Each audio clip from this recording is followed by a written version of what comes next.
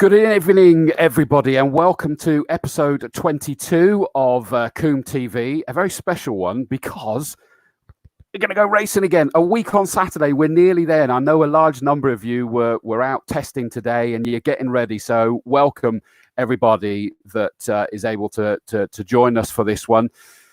It's going to be a bit more to the point. We're going to go through a lot of information from people. We're going to have a Q&A at the end, so if you've got questions, please wait to the end. But it is still being hosted by myself. Look, do you like the new T-shirt? Dawes and Davies, dilly dilly. And if you can see it as well, hopefully you can see that. Let Combe TV begin. So don't panic. It might be serious, but I've still got my gin. So welcome, everybody.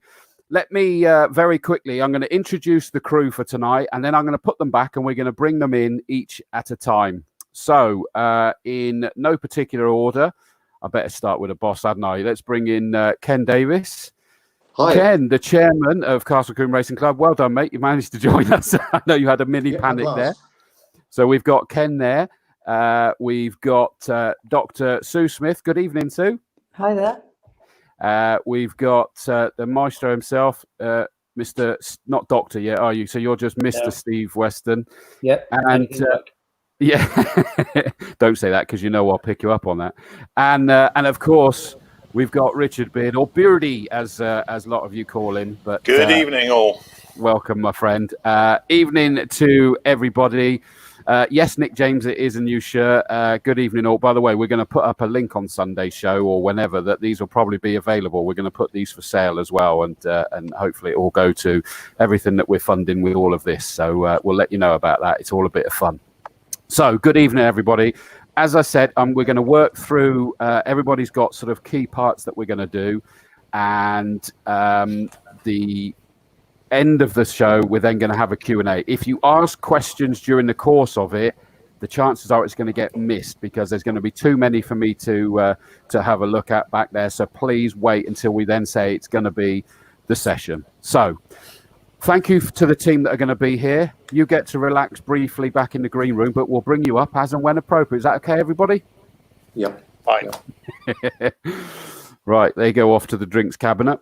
And so, first of all, for myself, as I say, the whole idea of this is to let you know everything that is in place for the race day, a week on Saturday. The team have been working so hard, and I know a big chunk of you have expressed your gratitude and your appreciation of the work that's going in. And honestly, a lot of it is been going on behind the scenes that you don't even know about. It's just seriously hard.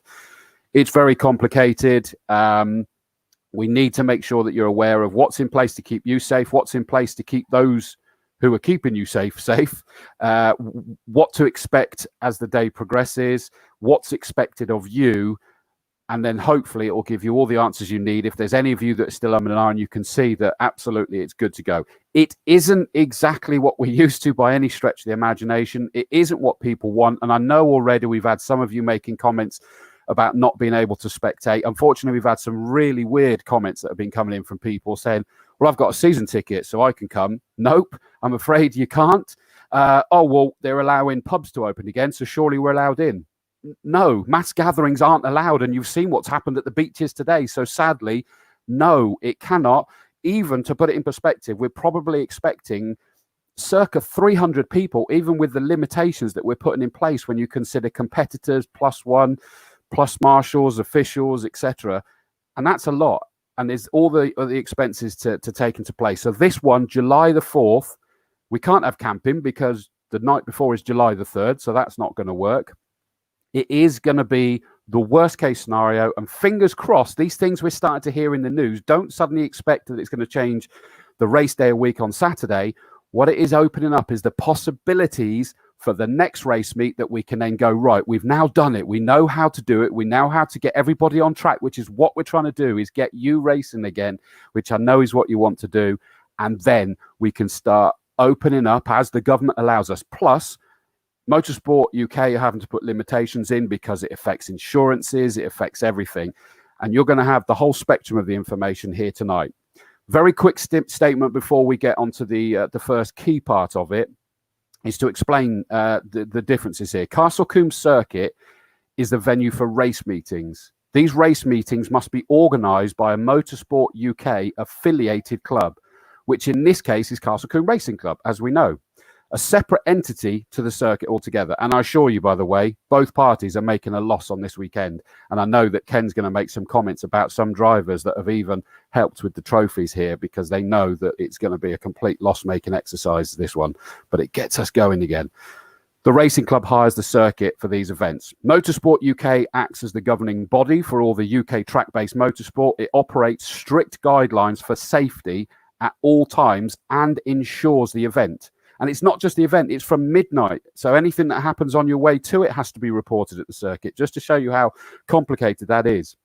We appreciate that the government is loosening restrictions for day-to-day activities, but we also need to ensure we work within the parameters that Motorsport UK sets out, as it has the overall responsibility for the safety of those in attendance, including drivers, marshals, volunteers, and all others involved throughout the day. The health and well-being of everyone in attendance is of paramount importance to the circuit and racing club. Plus, imagine if it was opened up and suddenly someone said, we've got it, then the trace goes back, where have you been? And it suddenly says, well, we were at Castle Combe Circuit then. Everybody that's been there suddenly has to be quarantined and locked down. And imagine the headlines. It's just not a feasible option. Please, I need people to understand that. And I'm saying that as not an employee of either, so I'm able to say that. It's for the above reasons that many changes have been put in place to allow for the safe and smooth running of this race meeting. As such, no spectators are currently allowed anywhere in any sport. It's not just motorsport, including those with season passes or valid tickets. A 2021 season pass will be provided free of charge to holders if we're unable to accommodate spectators at all throughout the 2020 season. Both the circuit and racing club are assisting in the funding of this event, and a lack of spectators will represent a significant loss of revenue for both. So don't forget that. It's not what we want either. However, it's important to get racing going again, priority number one. And like many other sports, this unfortunately must take place in a behind closed doors format. Castle Combe Circuit and Racing Club are both small businesses and need to protect themselves and their staff to ensure that they can remain open and build towards other events in the coming months. It builds up. Then you've got more security, more hand sanitizers, more cleaning. And so the costs will be increasing as we open up more. Although spectators are prohibited, we will be making the day as interactive as possible by including some live video content. By the way, you may have seen the 4 videos. There's a possibility we may have 6 closer in on Quarry Corner as well. Come on. Viewable via our Facebook and YouTube channels, and my Facebook and YouTube channels as well. Unfortunately, with the current economic situation, neither the circuit or the racing club has the funds to implement a full live stream, like a TV program, but this limited coverage will hopefully be of some entertainment for you all. It's our intention to allow spectators in some format as soon as government guidelines are clearer and Motorsport UK is satisfied they will be safe. So that's the official line that we're going to go through. And we're going to start off with part 1 of this. And it means I'm bringing in Mr. Steve Weston. He's joining me back again. I haven't sent you to sleep there, have I, Steve? Sorry. No. I was just checking some of my 48 emails I've had today. So. Oh, God, I'm not surprised. First of all, Steve, I've got to say, I know that you have been working just beyond belief. And I've said to some people when we've had some of the meetings along the way, there's been times when you've come into those meetings, look like a beaten man. It has not been an easy task for you, has it? No. Like I say, I've been working at the circuit today as track manager. And from 9 o'clock this morning, when I last checked my phone properly, I've had 48 emails, and probably 45 are to do with the July the 4th race meeting. Still questions, and still hopefully we can clear some of that up today. But there's a few things that need sorting out, but most of it's there. We are there. That's why we're here tonight to tell people. But it's been a challenge. And we get to learn from this first one. That's what I think people need to appreciate as well, isn't it? That we're all going to learn and what we can do next time. Exactly, and I think we are the guinea pigs because we're one of the first in the UK to be running an event. So the eyes will be on us. Representatives of Motorsport UK will be there. I've been told that already. Some of the hierarchy. So we need to just make sure it goes without a hitch, and we put things in place to make that happen. But it's like you said earlier, it's not a normal race day. It's just a race day where our home championships in the series can get a chance to get on track as soon as possible. And that's the key thing. We know that people want to get back out on circuit, and you've gone out of your way to make sure, with the whole team. But it's just I'm conscious personally, and I'm external, so I'm allowed to say this, that you seem to have been the one that's been the busiest from the racing club out of everybody, and I applaud you. Some might disagree, but I'm afraid that's what I'm saying, Steve. So take it. Well, it's a team effort, I think. Yeah, it is. It's a team effort. There's a lot of us working behind the scenes. I just happen to be the focal point that represents sort of the face. I know Joe is working tirelessly as well, very long days, and we're actually texting each other whilst this program's going on. So, trying to still sort things out for something I'm going to say shortly. So, there's still a massive amount to do, as there always is in a run up to a race meeting. This one just happens to be extra guidance, shall we say. Absolutely. Well, you're kicking this off with some of the official stuff, because quite logically you're starting with what people are expected of them and what they can expect when it's arriving at the circuit. Yeah, so what we're trying to sort out, and this is probably what I'm trying to sort out with Joe, is we'll only have 2 gates open. So the main entrance, the blue gate, and the red gate at Camp Corner. And if we can, we want private cars to come in through the red gate and park in Camp Corner and then walk through into the paddock, because we need to make some space for social distancing. So if you've only got race teams in the paddock and no private cars, then if people will come through the red gate and park in Camp Corner, that will be brilliant. If not, if they have to come in the main gate, it's not a problem. There'll be a list of names, and it will be a case of if your name's not on the list, you will not get in. Added security. I think the last count we were talking about maybe 10 security, which we've never really needed before, but it's just to make sure those that are in there are supposed to be in there. Joe will be sending out the wristbands that we normally use on race day, and if people can put those wristbands on when they arrive, it will make it a lot easier, because they'll just, as a quick check of a list of names in alphabetical order, obviously, taking people's names and getting them in as quick as we can, because like you said, we can't have overnight camping, so people will arrive and can arrive from 6:30, and it's going to be very busy because everybody will want to get in early, do all the setup that they usually do probably the day or the day before that, after test day and so on and so forth. So, the easier people can make it for us, then the better. So if you're one of a race team, for example, you normally drive to the circuit in your road car. If you don't mind going through the Camp Corner gate, leaving your car at Camp Corner and walking through, that will assist us greatly. I don't think it's a massive effort for most people, just to leave your car in that car park all day and walk through. So yeah, the car parking, is no different from anywhere. The paddock, we just need to make sure everybody's got enough room to socially distance. So if we've got just race cars and trailers and transporters in the actual paddock area, then the cars that don't need to be there aren't there. It'll be great. It'll make it a lot easier for us. And fair play, at the end of the day, you'll turn around saying, please do it, rather than being draconian about it. And yet the reality is, it's like, please, guys, we really need you to do that. And please just understand this is unique times. Crikey, there's one thing that could even change by the next one, even like the overnight. But at the moment, that's the way it is. Please go there. We then get to keep you all separated as much as we possibly can for your safety, for the people next to you, to avoid confrontation with people invading their spaces and all of that sort of stuff. Yeah. Exactly. If it's just a road car, it's got no kit in it, you haven't got your tools in there, you don't need it for the rest of the day, there's no reason for it to be in the paddock. So park it in Camp Corner, and that will be great. Can they come in if they absolutely have to and they got something? Can they come in, drop off stuff, and then drive over to camp? That would be no problem at all. Yeah. Fine. The camp car park is open. Obviously, there's no spectators around, so that will be in effect part of the paddock, because we will have security on every gate, because we're expecting people to try and jump over the fence. But so it'll be fairly secure, and if it's not needed, if you need to drop stuff off and then come back, it'll just help us a lot, I think, in the actual paddock itself. Absolutely. Okay, so that's car parking. Variety of things that we've already talked about. No overnight stays this time, but fingers crossed this might be the only time that we've got that limitation. We'll wait and see.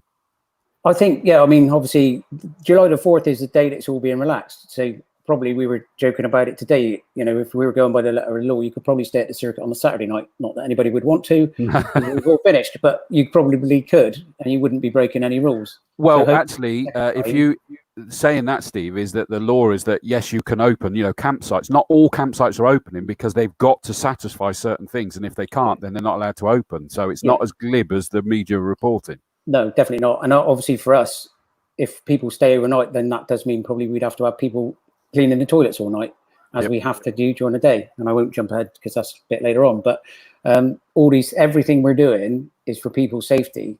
And if people stay overnight, we then have to increase what we do for those people. So that's the main reason we can't have people there overnight. Is you can't stay away from home anyway until the 4th.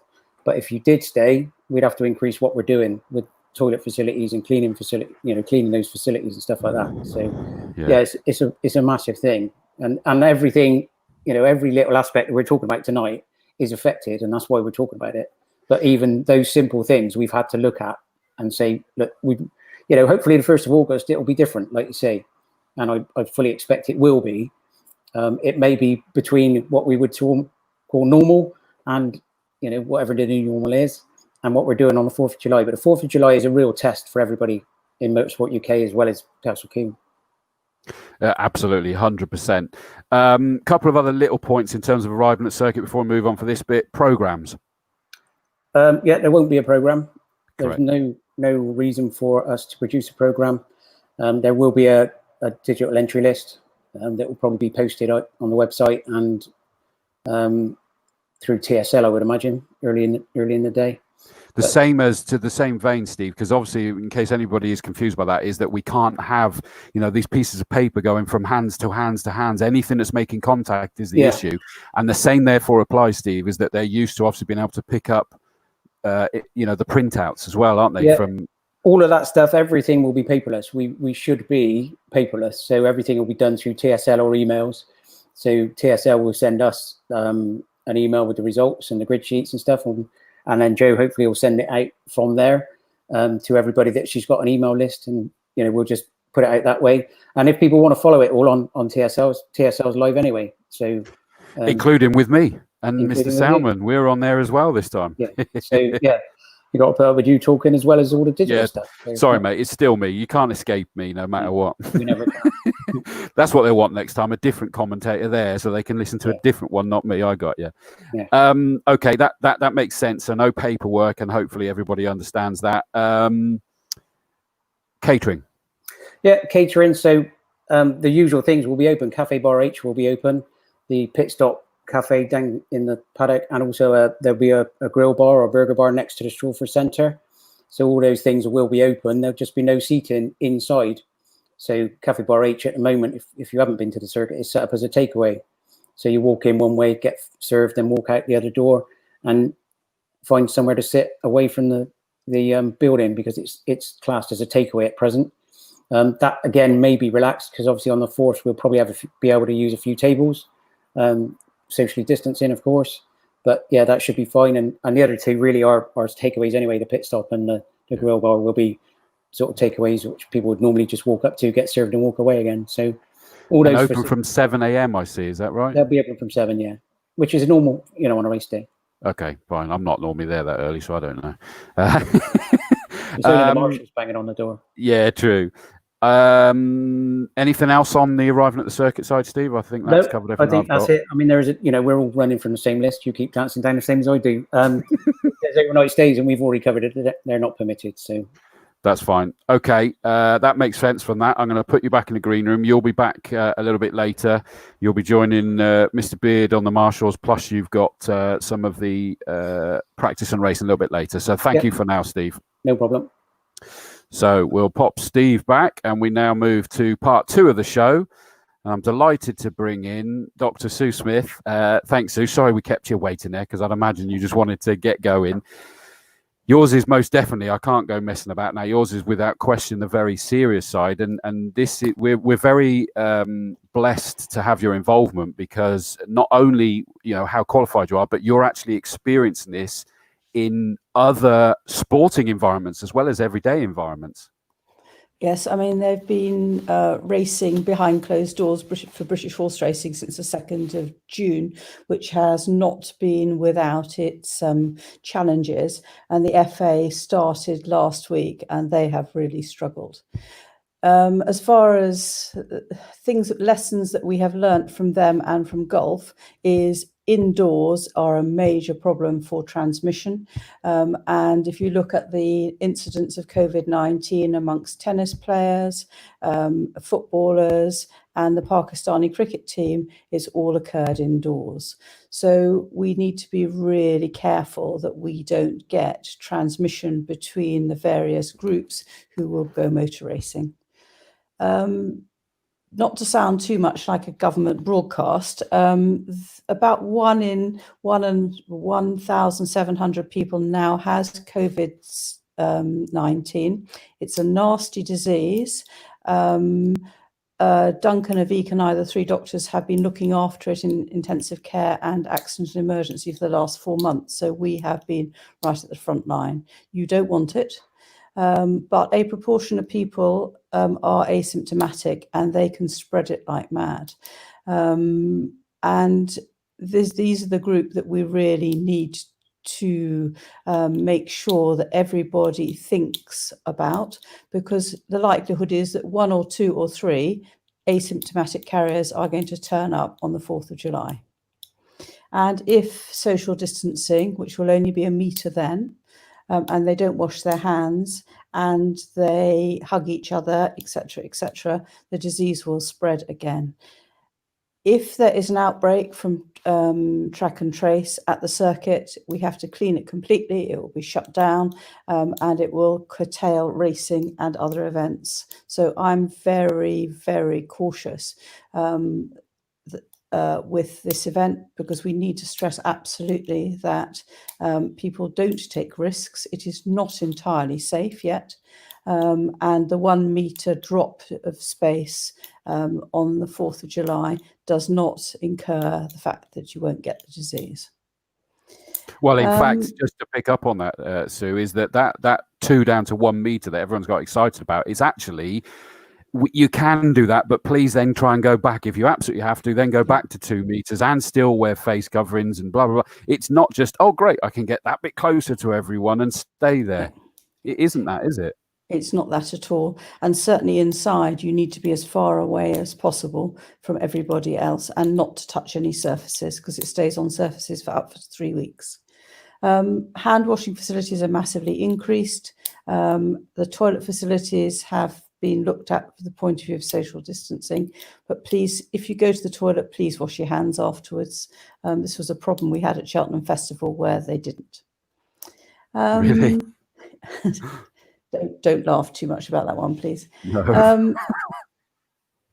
So I'm concerned if we get an outbreak, it will make a huge impact both to our reputation and to the circuit. So I'm very keen to make sure that everybody does socially distance as best they can. We've got huge toilet cleaning facilities coming. They will be cleaned at least every hour because unfortunately the virus is in all bodily fluids, so that it does need to be cleaned. Now, coming on to the drivers, I don't want to relax any of the safety or the medical safety that we do to the drivers.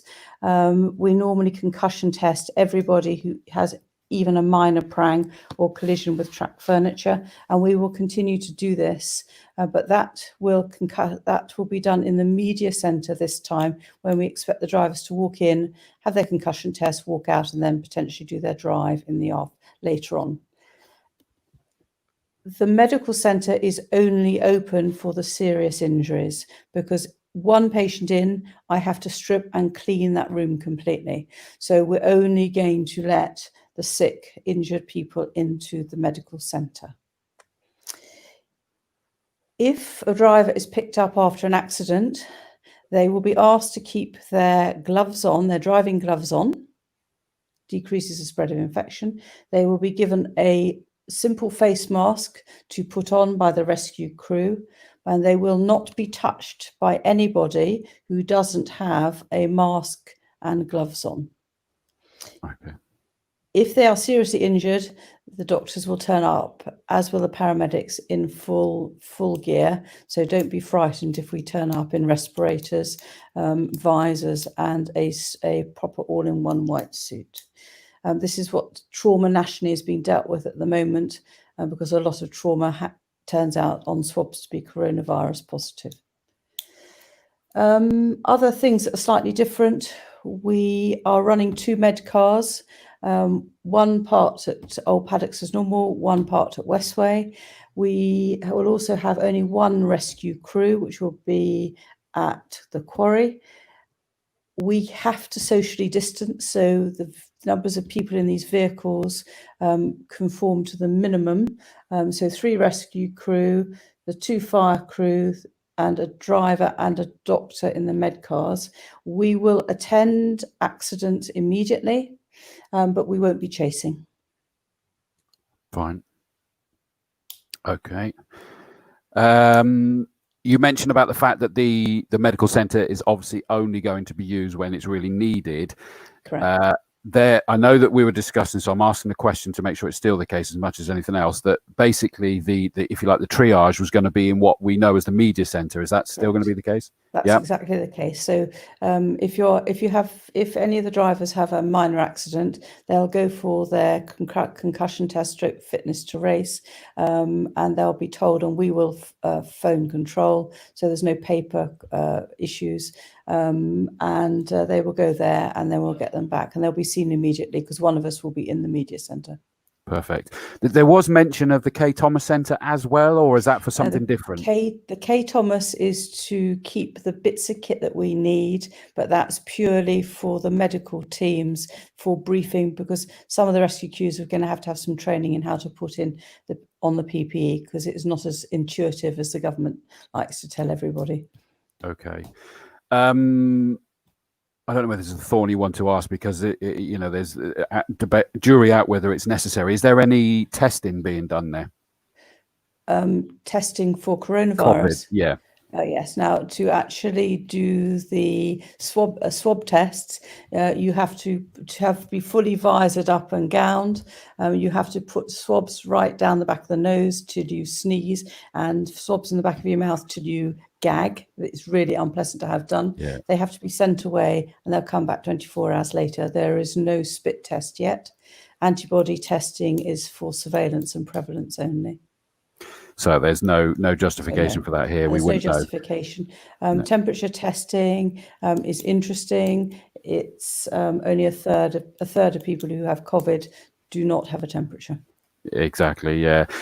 Is there an expectation for people to be wearing masks? Outside, no, you don't need to be wearing a mask outside. But if we're going to put you into a rescue vehicle, we will give you a mask. You'll give. Okay, so do they need to bring their own masks as well if they were suddenly walking into a building, or not necessary? Or their own call? I'm hoping they're not going to go into a building apart from the quick run through to get their food. Fine. Okay. So if they go into the media centre to be examined for their concussion tests, we will provide the masks. Fine. Obviously, we've got more than just drivers. We've got officials and people like that, and yes, they're going to be set up in race control and things. As long as they're socially distanced and the windows are open, do not have a problem with them not wearing a mask. To work all day in a mask, as I know to my cost, is a killer. Yeah. Which I think means that therefore we've covered the fact that we've got a point of drivers' PPE. I think that largely just covers it, isn't it? The masks will be provided. They keep their gloves on, their racing gloves on, if they get picked up by anybody. Recovery, medical, any of the above. If they're put in a vehicle, they will be given a mask. Perfect. Okay. I think, other than just literally really emphasising the point that this isn't even a Motorsport UK directive that we're talking about with you. This is medical. This is what you've experienced in, let's call it the real world, as well as other sporting environments. And yes, it is not a nice, you'd rather not be doing all of this, but it's necessary. You've got to protect everybody that's there. You've got to protect everybody that's there, protecting everybody that's there. And we've got to protect reputation. There's some parties that would probably pick up on anything to try and cause any kind of ruckus there. And we want to make sure that we get to come back again at the beginning of August. Yeah. Okay, Very much brilliant. so. I think that's everything from yourself, Sue. Are you able to hang around in the background for Yes, any certainly, Q&As yeah. later? Perfect. Certainly. Thank you very much, Sue. So that's Dr. Sue Smith. Thank you for that one. We now move to part 3, which is about marshals. And of course, we bring in the main man himself, Richard Beard. And I think that you suggested that we also bring in Mr. Weston as well. But I'm going to aim it mainly at you at this point, Richard. We didn't know whether we were going to get the right, enough numbers of the mighty Orange Army to support us. You've actually had the reverse difficult situation emotionally of more volunteering than we're able to actually have. Absolutely. The 5 years that I think I've been doing this role, I've had bountiful numbers of marshals, wonderful position, a lot of chief marshals around the country. They are so jealous of what I have to work with. Now, in the last week, I've declined some people, and I'm not their favourite chief marshal anymore, I fear. I'll take this opportunity to apologise. There's people who've been on the bank supporting Combe 100% of events for 10 years, and they are not attending. I tried not to show favouritism, and I've also done an element of randomness to the job. But at the end of the day, I can't bring everybody in. A typical race day, we might have 220, 250 people in total signed on, marshals, officials, medical team, etc. At the moment, we are running at 111. That's more than what the original guidelines said. But we kicked back immediately at the lack of instant marshals, and we've submitted a plan, and we've got marshals in key locations now. Very important to us. Bitter experience shows us that there are spots on the track where things are likely to happen. I won't name them, but you can guess some of them, I'm sure. And we've kicked back. We've got more marshals. It's been signed off by Motorsport UK, so we're up to 111 people on the site. Much better position to be in, but unfortunately there are some of our regulars going to be sat at home, hopefully watching the streaming. So I think also, Rich, sorry, I think obviously the second event in 1st of August clashes with the GP, and there's going to be a lot of guys that are there on the first event that won't be there on the second event, so that will be a completely separate team. So a lot of the people that aren't there the first event will definitely be there the second, and vice versa. So it's GP, trying to spread it out. Yeah, this GP you speak of, is it a big event or something? Okay. Apparently not anymore, no. Yeah, people watching this will want to be seeing great racing. They'll be at Combe on that day, of course, but enjoy the event. I won't, yeah, absolutely. Well, I mean, what an amazing situation, Richard, and I'm going to say it as well. People know that I'm a massive fan of the mighty Orange Army. You may notice that this T-shirt has deliberately been done with orange colours on the back as well, because I love you guys. Your Orange Army are just absolute heroes. And so thank you for coming in your droves there. Sorry that some of you are going to miss out, but please, I'm sure you do. We're all there. We're all fans of racing, fans of the circuit, fans of the club, and I know that you will appreciate the situation. So thank you for coming in droves. But the big thing I'm going to pick up there, Richard, is that I know that some drivers were a bit spooked by the directive that initially came out that you mentioned of, that said this many. What was it, 2 on a post or something, wasn't it? It was literally a post chief and a flag. So typically you'd have 2 flags looking in both directions. And then at Combe, 3 or 4 instant marshals, sometimes far more. But we've got them in the key spots. We've also increased, we're doubling up on fire cars as well, and med cars. So they're strategically placed around the circuit.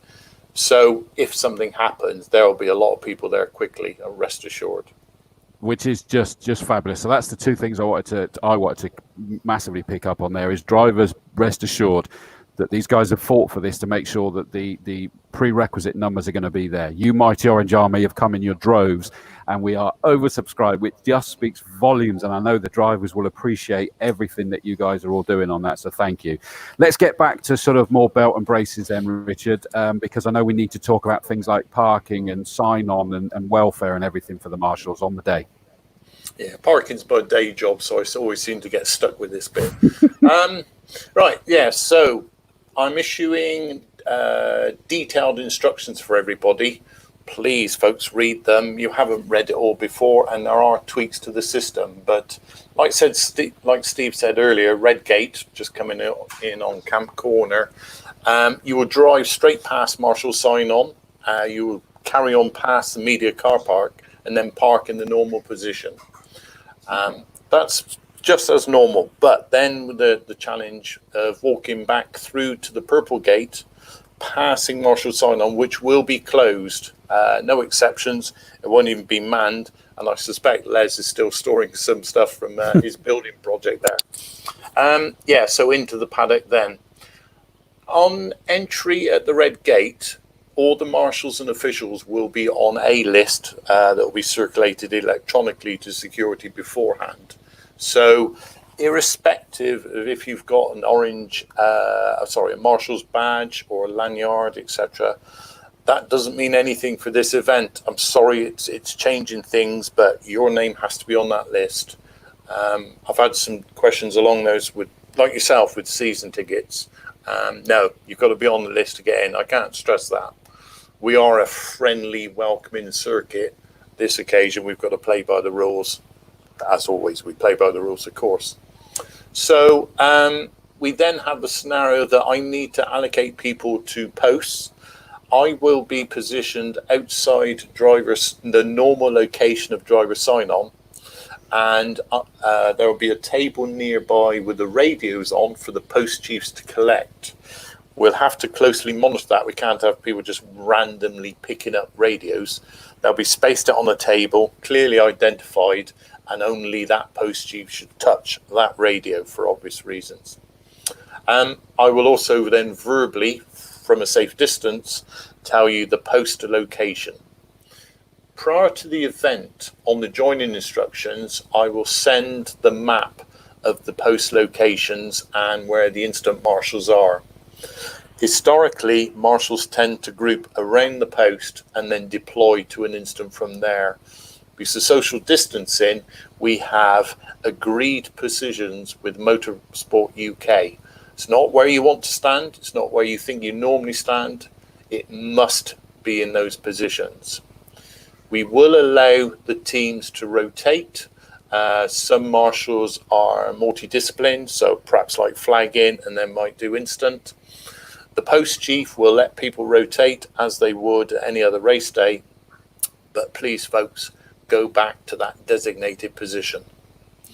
I think that's... the tavern then will be open. The marshals, they haven't seen one another for many months. Please do not congregate in large groups. The tavern will be open. It will be serving food and catch up, but from a distance, folks. The early arrivers, we're saying, sign on, haha. Sign on is prior to the event, okay? So I will be at outside driver sign-on location for a much later time. All these times will be on the instructions.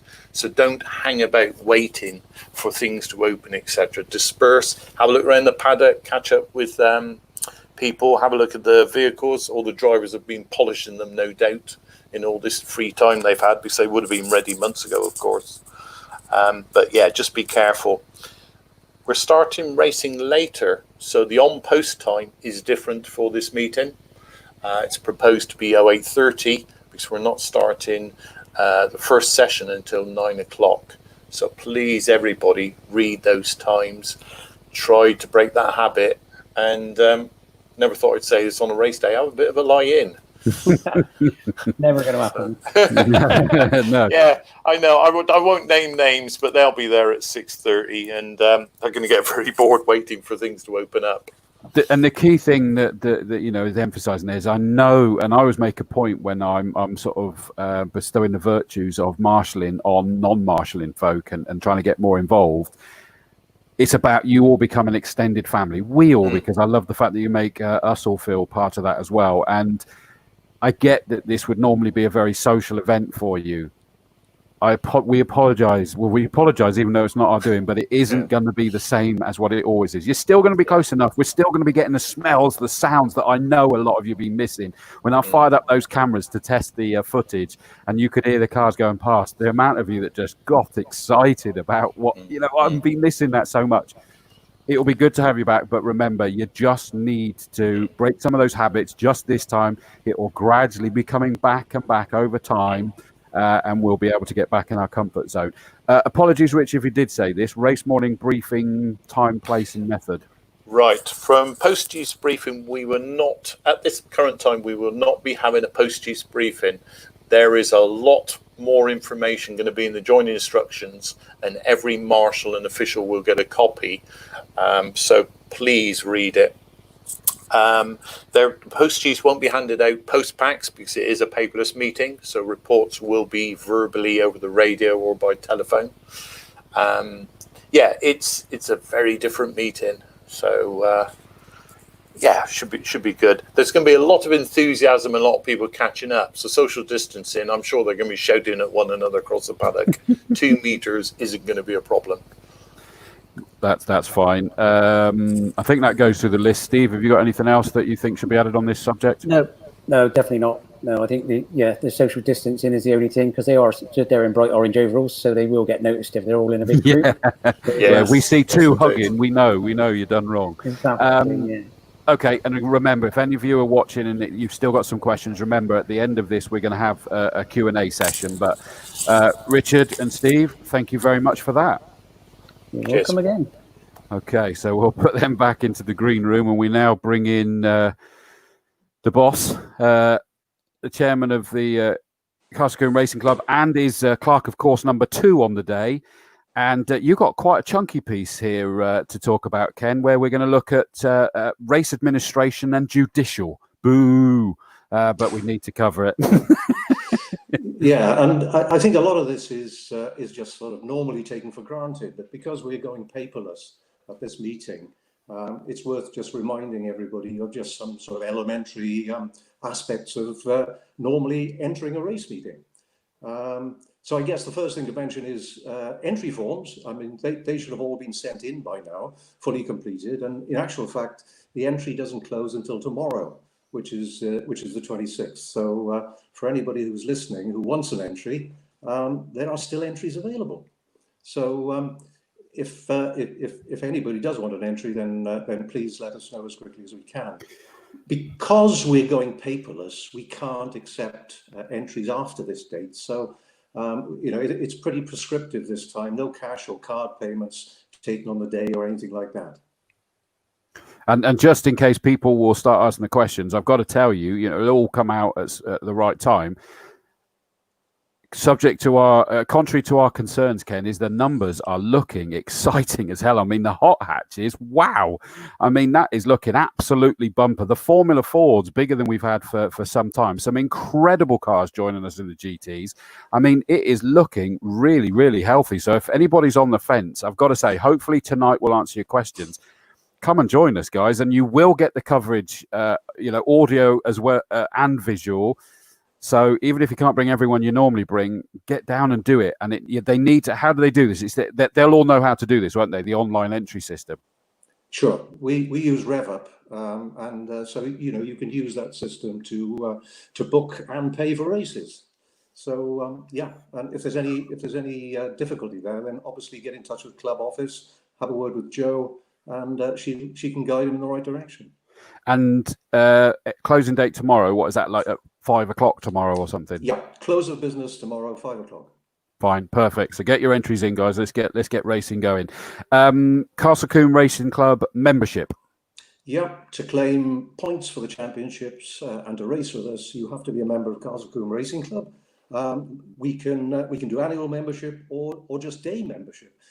Economically, it's far better to have annual membership because there are benefits that you become eligible for as well. But again, we can arrange that pretty quickly. So just let us know. And obviously, on sign on, which obviously is electronic declaration now. We'll be checking that everyone racing is a member of the club.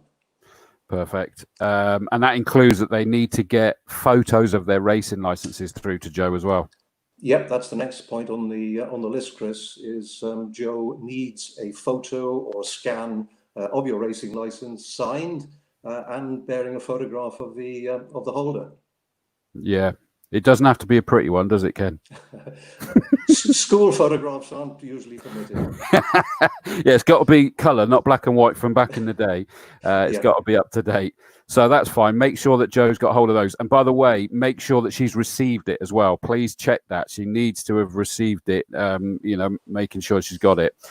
And I know it is the next subject on it, and it's one of the thorny ones, but with our hands tied somewhat, is the tickets that are available for this is the driver +1, because we have to keep the numbers down, except in extreme circumstance, which is at the discretion of the racing club. By that we mean make a case if you absolutely need an additional one, and see what happens. But please, if it's not possible, and again I'm going to say this stepped away from the racing club and everything, is that please don't take it personally. This is a unique situation. Hopefully this might even be the last one with this level of limitations this time.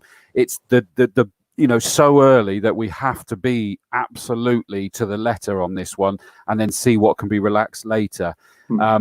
And they need to make sure those names are provided as well. Yep, the guy on the gate will have a list of names. So you need the wristband on your wrist, and you need to give him your name. So he'll check it off the list and keep the wristband on all day. Is that the same one that gets you free flowing alcohol and food from the buffet? Oh no, sadly not. It does give you access to the pit wall and the assembly area. Now there's an all-inclusive holiday I'd go for. I got to be honest, wristbands included. As Steve has already said, we're probably going to be observed at this meeting, because we're one of the first sort of post-crisis meetings to be held. So we really got to be squeaky clean, and we don't like actually enforcing these strict rules on numbers of people, and we'd like to throw it open to as many people as want to come. But unfortunately, through necessity, we really do have to be very disciplined in the numbers of people who are let in.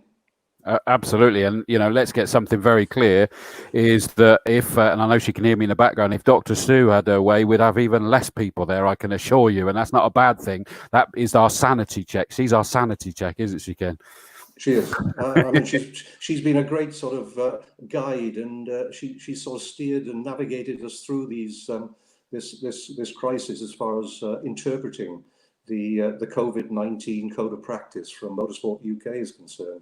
So and thanks to Sue, and thanks to Steve Weston as well, who's more or less lived at the circuit over the last sort of 3 weeks, actually sort of implementing a lot of these requirements. He's not slept overnight there, though, just to make sure if any authorities are here, and he didn't sleep overnight. He knows he's got to be at home. He didn't camp. Sign on and scrutineering declaration. Yeah, well, I think Rod is going to give.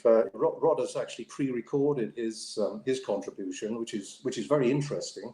And now scrutineering is by declaration, and also the checking of your racing kits, your helmet, your gloves, your boots, your balaclava. Again, that will be done by declaration. So those should all now be received as well. Yeah, because I see it says all will be sent within 7 days of the meeting to all of the entry. So I enter tomorrow, you'll get it, pretty straight away after that. And everything has to be completed by next Wednesday. Yes. And I guess, there's a little bit of a sort of a sunbeam here, if you like, because, on race morning, we're not going to be facing long queues to sign on. We're not going to be facing long queues for scrutineering. So there's a little bit of a saving there. We're starting a half an hour late. So, there's a little bit of relaxation there as far as the sort of the frenetic activity on race morning is usually pretty sort of, is pretty manic. But I think this is going to be just a little bit more subdued. But I guess we've got a lot more to think about. Yeah, it's about the trade-off. It's going to be more subdued, more distant, but we get to go. What would we rather? Still not be going racing? Let's get it going. Even from a spectator, it'll be on a screen rather than there. It's like, let's get this thing moving. Let's get that wheel turning or the snowball turning, and we're going to get a snowman before long with a bit of luck. The paddock plan, now that by the sounds of it is drawn up after all entries are closed at the end of tomorrow. Yeah, there are obviously, I mean, people who are used to racing with us know that various parts of the paddock are allocated to various championships. And then those will be communicated to the competitors in those championships. And then please, guys, park in the area that you're allocated. And when you do park, please observe the social distancing code of practice as well. So that's pretty important. Obviously, the paddock isn't going to be quite as heavily populated as it usually is. So again, we've got a little bit of flexibility built in there. Which was the reason why we went no guests. It's just our own local championships to get this thing moving in a manageable way. Does that mean, Ken, and apologies if you don't know the definitive answer to this, does that mean, yes, we know that all the saloons are there, all the hot hatches are there, but are they going to be definitively delimited of who's where? Yes.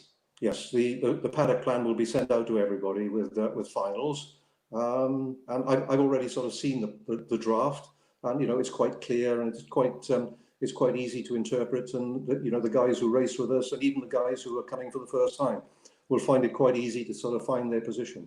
Perfect, like a table plan, basically. Yes. And you all do that well enough. I've seen you at the awards nights, you lot. I know you can find your table plan with your bottle of wine already ready for you. I know you're good at that.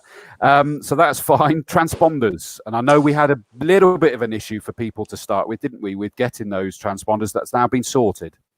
Yeah, I mean, there's basically two types of transponders. You've got the transponder that a competitor's got wired into his car. And then you've got one or two cars that perhaps don't have them wired in, so they hire a transponder from TSL Timing.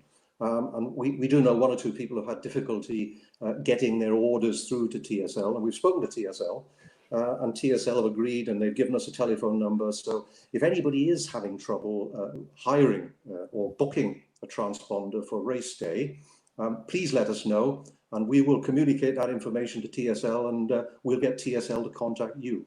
The other sort of, some people run a dual transponder system, and there is another system called MyLaps, and that involves an annual subscription. So all I would say to the guys who are running MyLaps as well is, don't forget, fellas, you're going to have to renew your subscription if you want that system to work. So just a reminder. And that's a key thing picking up for both of these is neither of these can be sorted on the day. These have to be sorted, paid for, everything before you get here. Yes, we don't have facilities to actually sort of do any point of sale on race day. And I'm sorry about it. We could usually manage to do that. But because we've gone paperless for this first race meeting, those avenues are completely closed off to us. Absolutely. One comment that seems to be confirmed at the moment is to be collected. So the TSL transponders, presumably from that, to be collected from an allocated area, to be confirmed soon. Yes, and we will make sure that people who are getting transponders from TSL, that information is actually communicated to them before race day. Perfect. So if you haven't found out by, say, the Thursday, I guess would probably be the safest bet. Drop a line. I guess would that go to Joe at the first port of call to say we haven't found out where I'm going to pick up my TSL transponder from? Yes, Joe, racing manager at our office. Ring her and or email her, and Joe will pass that information to TSL and give you the location points if you haven't had them. Perfect. So that's kind of like the pre-race side. If we move on, I know we're kind of crossing over a little bit, but race day. Race admin is going to be a different bag on the day, isn't it? Yeah, race admin, for people who've raced with us before, I mean, logically, race admin is usually in the race control building, and race admin is usually on the bottom floor and the middle floor. This meeting is different because because of the medical requirements. Sue and her team have taken over most of the bottom floor. The middle floor is now just timekeepers. And the top floor will be the operational clerk and the chief observer and the telephone guys. So now race admin on the day, and this is quite important, will be in the Strawford Centre. downstairs and upstairs in the Strawford Centre. So your point of contact on race day will be the Strawford Centre for any inquiries. And I made a quick list here of things that you might want to follow up at race admin, because we're paperless. I mean, for example, timing will be sent out to you and available on the TSL website. So that will be done electronically. The qualifying and grids and bulletins will be email or available on Facebook on race day. If you've got change of details, you know, if something is changed in the car, in the driver, or anything like that, come to the Strawford Centre and actually give the information there. It'll probably be one in, one out. So, you know, wait outside until you're called in. But, you know, that's the place to do that sort of thing. If there are any complaints or judicial matters, if someone asks you to go and see a clerk of the course, it won't be in race control anymore. It'll be upstairs in the Strawford Centre for whatever reason. If you're faced with mechanical difficulties on race morning and you can't practice when you should be practicing, you might have to look for out of sessions practicing. We can arrange that too at the Strawford Centre, so we'll arrange to put you out in another suitable session. And you know, if you're a single seater, if you're a Formula Ford, because we've only got one Formula Ford race, one series of races, we can't really mix you with closed cars. So we'll try and arrange for a couple of laps on your own, for 2 or 3 laps on your own. So our motives are always to get you racing if we can. We can't practice for you and we can't race for you, but we can do everything to get you on the grid. So come and see us at the Strawford Centre, and we'll arrange that out of session practice. Just to make sure, I'm just going to make sure we get that bit completely clear, because the key one that stood out for me there is that, yep, fine, we know race admin's going to be in there instead of in the usual office. Just stay away from those doors altogether. Nothing is going to require you to go in there.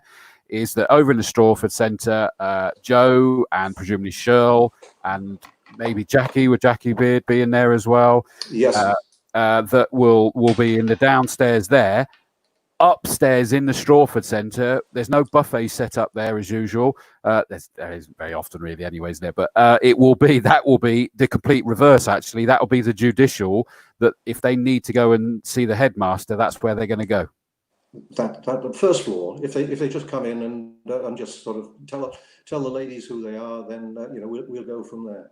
Again, okay. It'll be sort of restricting the number of people in, but the Strawford Centre is a pretty big building anyway, so I think we've got plenty of room to spread people out when they get in there. Absolutely, and of course remember that you don't have to go into the Strawford Centre then through and up. There is actually the door to go straight up if you need to do that. That's fine. How is that going to work then, Ken? Because presumably you, for example, will actually be upstairs in race control, but to then be involved in the judicial, you'll need to be over at the first floor at the Strawford Centre. I will. Well, no, I will not. I probably won't spend much time in race control at all, Chris. I'll probably spend most of my day in the Strawford Centre. So you know, we'll be communicating by telephone or by email or text or whatever. Fine. Is that the same for? I know he's in the background there, but Steve Weston obviously is clerk of course 1. Is that both of you are going to be at the upstairs of the Strawford Centre?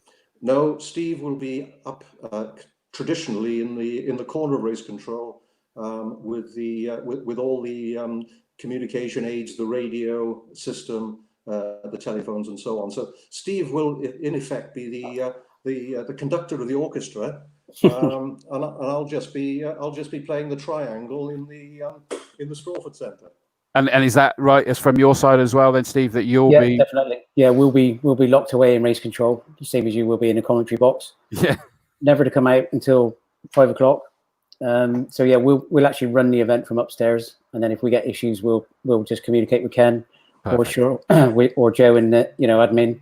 We've got a WhatsApp group we'll be using on the day, so we're going to try and use that to send internal messages and then obviously emails or whatever. So I think it's all part of that brave new world moving forward, and I think a lot of it we should have probably done a few years ago, if I'm being totally honest, because it's the way we should be communicating. So we probably use a tree every race meeting normally, so to get away from the reams of paper that we produce with results on and just actually email them to the guys is probably something we should have been doing a long time ago.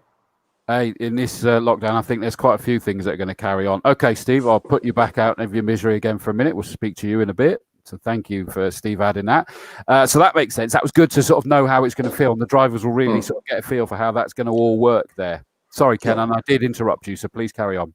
No, there's just a couple of other things on the list that I've just sort of jotted down. License upgrades. I mean, guys racing, they want to get licenses signed. Perhaps they're looking to get an international license or upgrade to an A. Then we will not be signing cards at the meeting, but the meeting will count for your upgrades. Just keep your electronic results. We will have results as well. So retrospectively, if we've got to upgrade those licenses, then we're perfectly able to do that.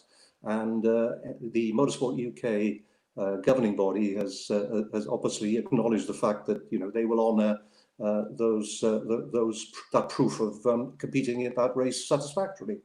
So that's license upgrades. Don't worry about those; they're safe. Steve's already mentioned the spectating restrictions. Sorry about that, but we are not allowed spectators in any shape or form. So again, we don't have people peeking out at the circuit from the banks anywhere. So please honour that requirement.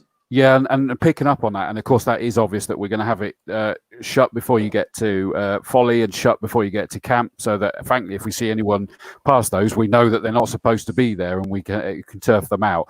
But if people that are in there that have suddenly got somebody out on circuit, and then, I mean, the reality is the probability is they're going to be on pit wall anyway, or at the absolute least, it's sort of in front of the garage that's part of Strawford Centre, isn't it? Right in front of the Strawford Centre. That's kind of along that bit there, and race control. That's kind of it, isn't it? Really? Yes, it is.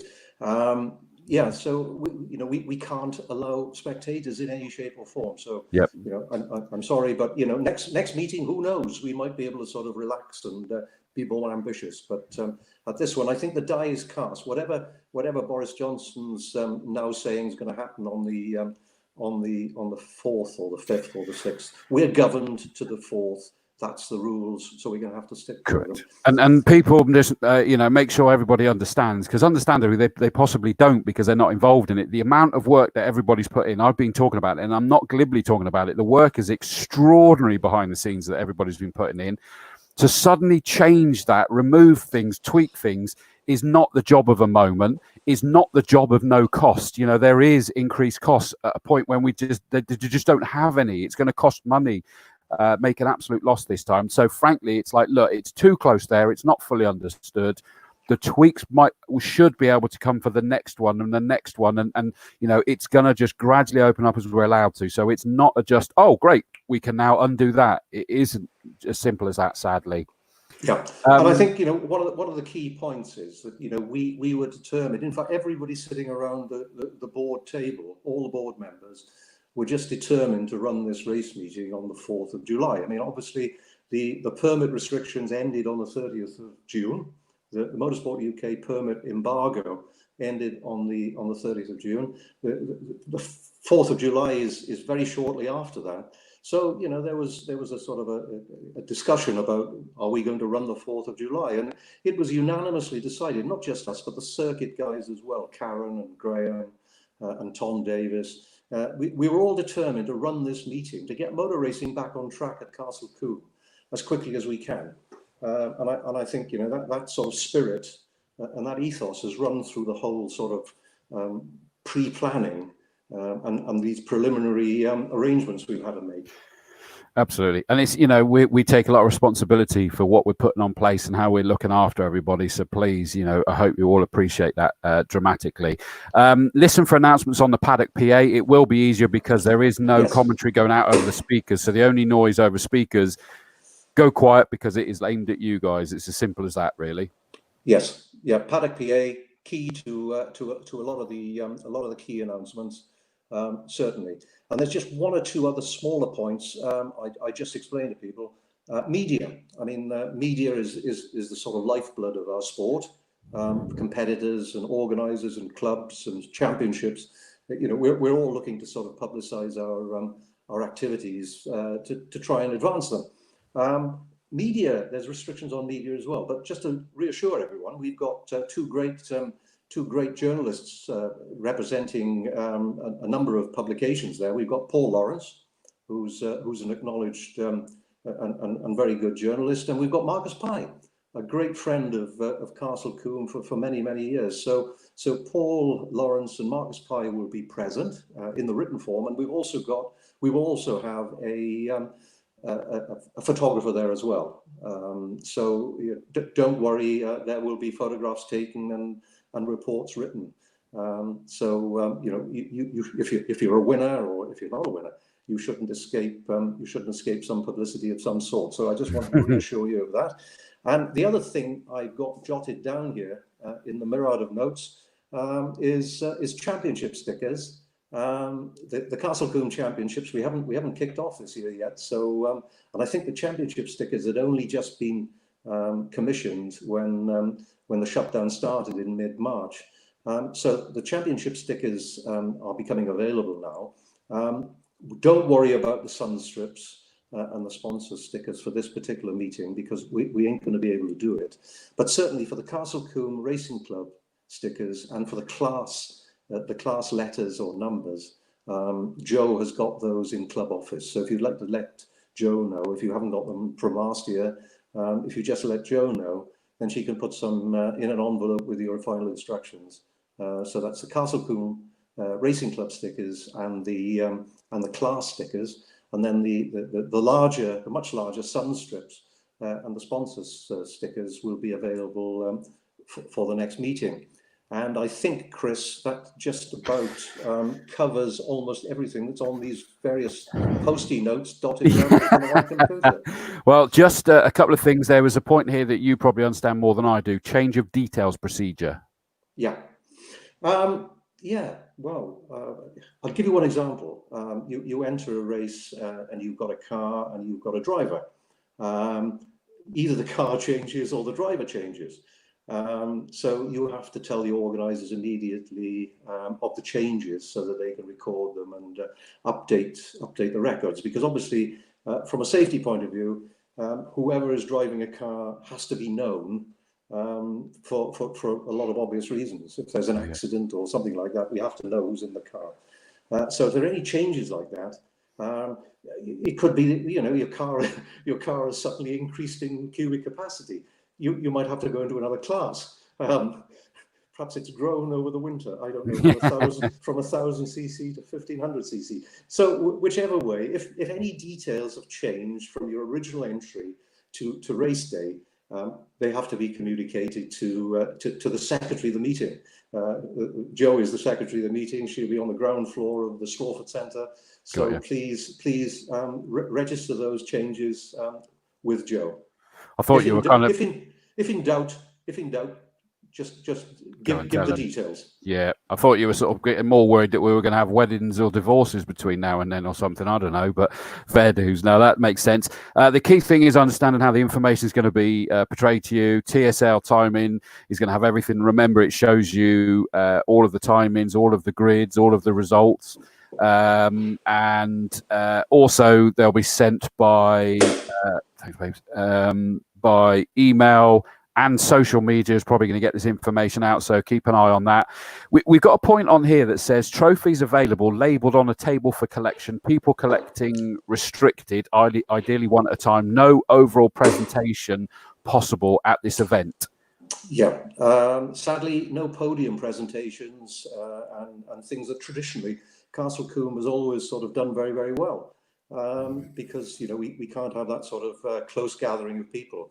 But, you know, Jo is very proactive in making sure the awards are available for drivers. So awards will be available. They'll probably be put on a table somewhere near the Strawford Centre or in the Strawford Centre, and then the winners and the placings can come after the race and actually collect their awards. So probably keep an eye out for that, and who knows? I mean, the just so you understand as well from a comms perspective is that Clyde Woodward is going to be there on the day, and he's going to be roaming around with a tablet or something to that effect. We're going to be using this that I'm using here tonight for this, so we're able to suddenly bring Clive in, and suddenly he'll be pointing a device at you and asking you questions, and you'll be on the stream that can both be heard via TSL and heard and seen via YouTube and Facebook. So hopefully we'll still get, so please do make yourselves available so that we can catch up on how things go, even if it's not going to be quite as traditional as Parc Fermé and podiums and stuff like that. So please do come along and let us have those words with you. That will be good. I'm going to remind you, you wanted to make a point as well about the contribution towards those trophies as well. I mean, you know, like in a lot of cases during this crisis, it's brought out the best in people, it's brought out the worst in people. But you know, the spirit and the camaraderie shown by club members. I mean, over the last 3 or 4 days, I've had tremendous amount of texts and emails from club members and competitors. You know, various messages, but you know, generally the theme has been good luck, great to get racing going again, looking forward to seeing you. But just one example. I mean, you know, we were contacted by 2 competitors, and you know, the first thing is they were very strict and keen on maintaining complete anonymity. So they didn't want their names mentioned in any circumstances. But one of our guys said to us, "Look, you know, we know you're up against it in this first meeting. I'd like to donate all the trophies in the saloon car race." And number 2 said exactly the same thing, and I'd like to donate all the trophies in the GT race. And you know, it's just little things like that you know, just really sort of remind you of the sort of the great spirit that's out there in Castle Combe Racing Club. Without question. I mean, it sort of almost didn't surprise me when you told me that, but still touches, you know, it's lovely. I know I've been saying about people thinking this and people worrying about that, or, you know, the vast majority of you have been amazing. And I thank you for that, for the support that you're showing to the whole team that you see in front of you and those that you don't see in front of you, and everybody that's going to make the day happen on the day. Is that all of you drivers that have gone, hang on, this is our club. And I know another driver that actually came up to the point and saying, come on, we've got to be looking after this club that we're all part of. You know, Combe TV has been about the family, the Combe family, and we've been having so much fun together. And this is a prime example that we just need to just another step now, that it's not what we want, but sticking together. And thank you to those drivers. It's just a fabulous gesture. Thank you for that one. So that is lovely. Okay, Ken, I think that covers this point. I'm going to have a crack at playing the video, Rod Bennett, the chief scrutineer. If it doesn't work very well, it will be available on social media, and I may come to you, Ken, to just give us a quick synopsis of basically the key points, if you can remember what he said. If you can't, don't worry, we'll point everyone in the direction. Looking at your face, don't worry, we'll gloss over and it'll be on it'll be on the social media and everything for everybody able to watch. That's why it's ideal that this one is that we've got just a 3.5-minute video. I'm going to try playing it now. Ken, I'll put you back into the green room, and I'm going to do a share screen now so that we can hopefully have a look at this. And with the hang on, I need to change that a minute. Let me go again, because I forgot to include the audio. Share the audio, and I'm going to press play and leave it completely up to Rod to tell us what we need to know about scrutineering.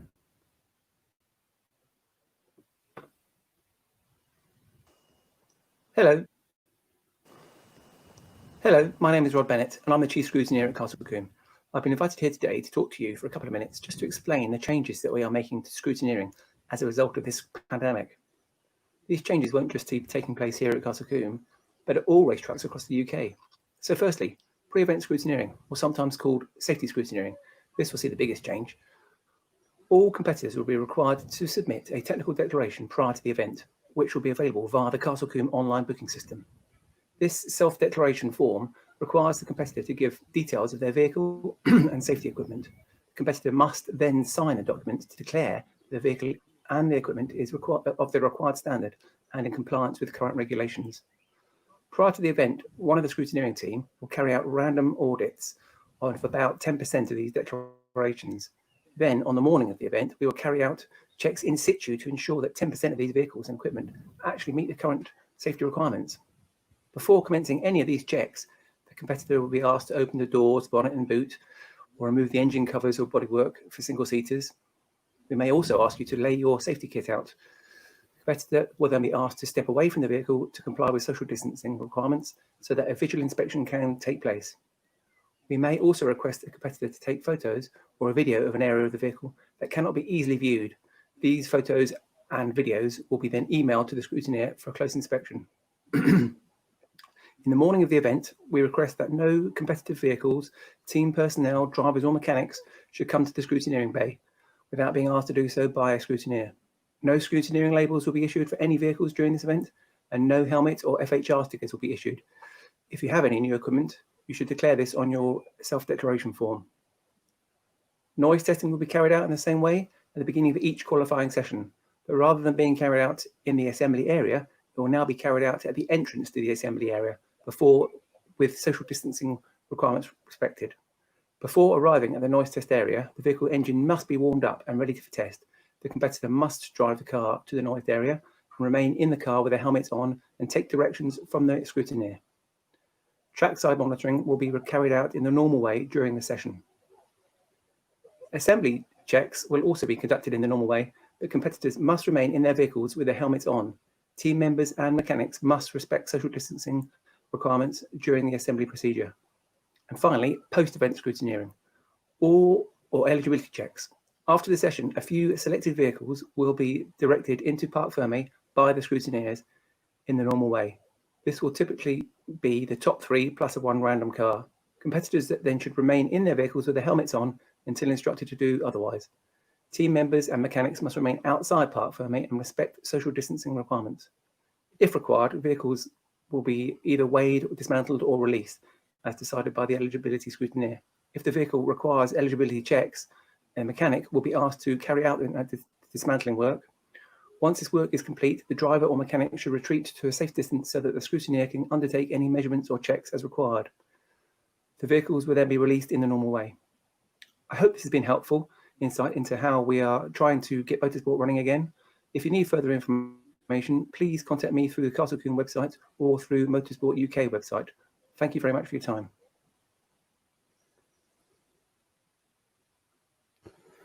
So thank you very much to Rod Bennett for putting that together.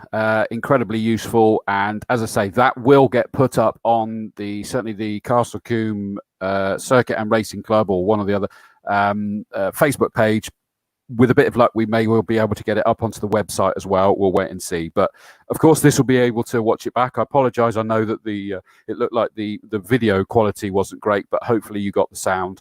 And we'll put that up on its own right as well as a video. Right, I should have put that up as part 5 scrutineering. Sorry, Rod, I didn't get that up there. He is our chief scrutineer. We now move to part number 6, which is about practice and racing, and we bring back in Steve Weston, clerk of course number 1, the big boss of the day, and this is about all the stuff that we're going to do on circuit, really. Yeah, so I think really the first... I lost you then. Oh, no. Oh, there you go. Yeah. I think the first thing to say really is, I think the racing side of it is exactly the same. I don't think there's a lot, once they're out, the guys are out and they've got through all the stuff that we've said they need to do. I think hopefully the racing's exactly the same. It's as entertaining as ever, and it's what everybody wants to be and see. So, I mean, Rod's just mentioned a few things that are on the list that we're all working from. So, I've got the list paddock, and all I've got next to it is social distancing. So, we've covered that already, but we can't say it enough. I think it's down to each individual team and driver to ensure that they socially distance all day. What we don't want, and we've been, as you know, I've been working at the circuit a lot with the track days, etc., etc. What we don't need is big groups of people splashed all over Facebook or any other social media. We need we need people to socially distance all day. And if people are putting stuff on Facebook saying, you know, great, we're at Castle Combe and enjoying a really good day, we're back racing, blah, blah, blah. If people are stood on their own, it would be fantastic. If they're in big groups, all close together, then it's not going to look good on us. So we need to make sure they do that. Rod just mentioned the new sound test area. The difference is when you come to assembly, the sound test area will be at the entrance. So we need to make sure that the car is ready to be sound tested.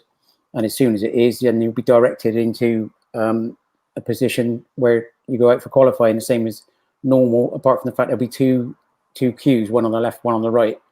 So if you go in, there's 2 sound test areas, one on the left, one on the right. And if you go into whichever one, you'll get directed into that queue.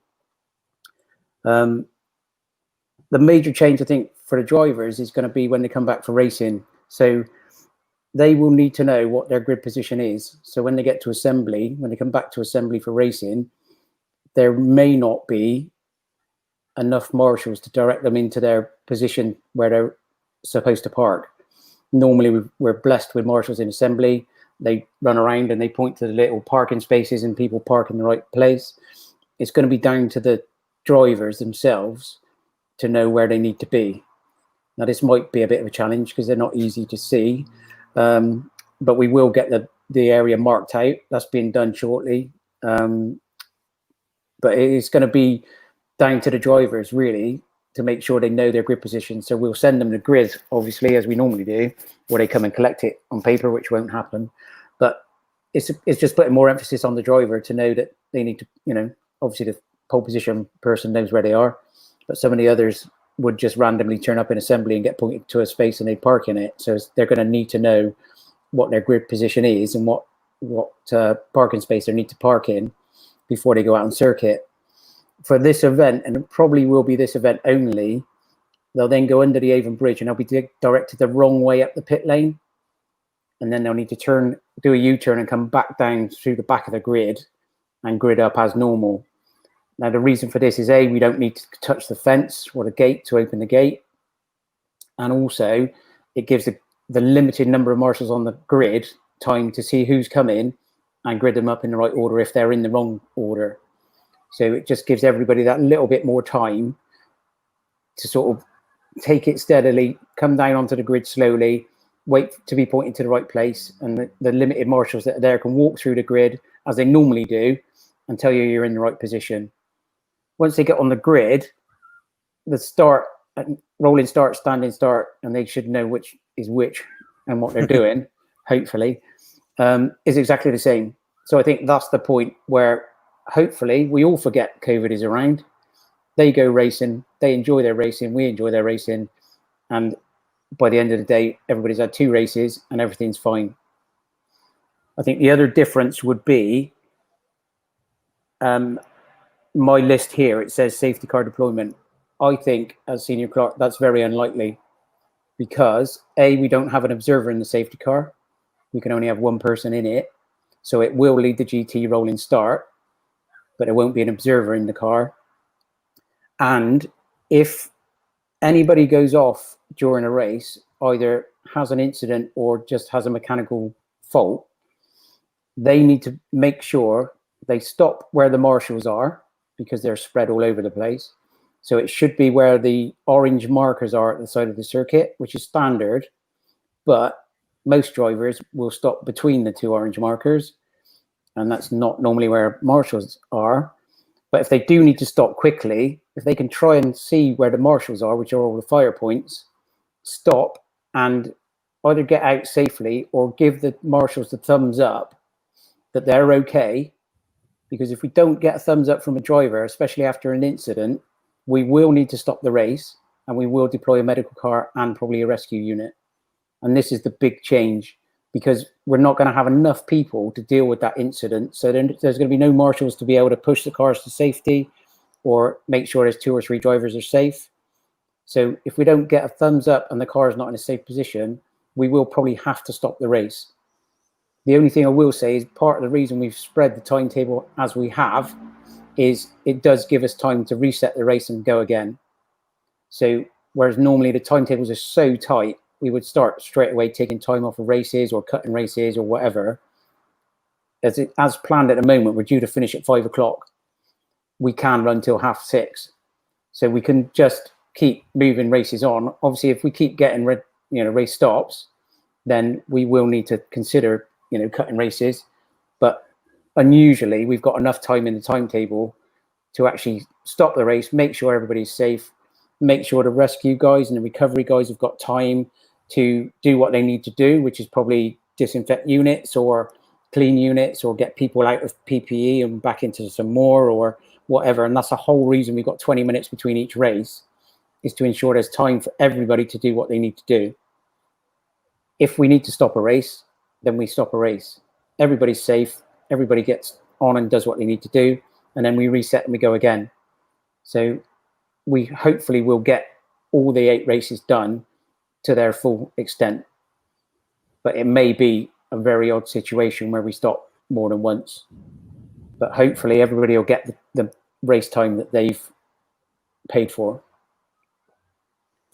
Indeed. I'm just going to quickly go back a moment where you were talking about like the rolling start. I know you got a comment, or there's a comment on this list: front row hold grid at 50 mile an hour. If orderly and starter happy, lights will go out. Is that as per normal? That's as per normal. Yeah. I mean, the safety car would normally pull into the pit lane, and then it becomes the leader that takes over the the rolling start. So as long as we can see in race control that it's all as it should be, and the starter on the rostrum can see that they're 2 by 2 and they're ready, being sensible, then it's a normal race start for a rolling start. That's no different.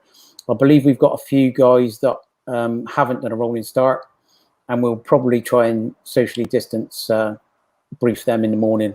So we'll find out who they are, and Ken can probably go and stand in a big open field somewhere and brief them on what they need to do.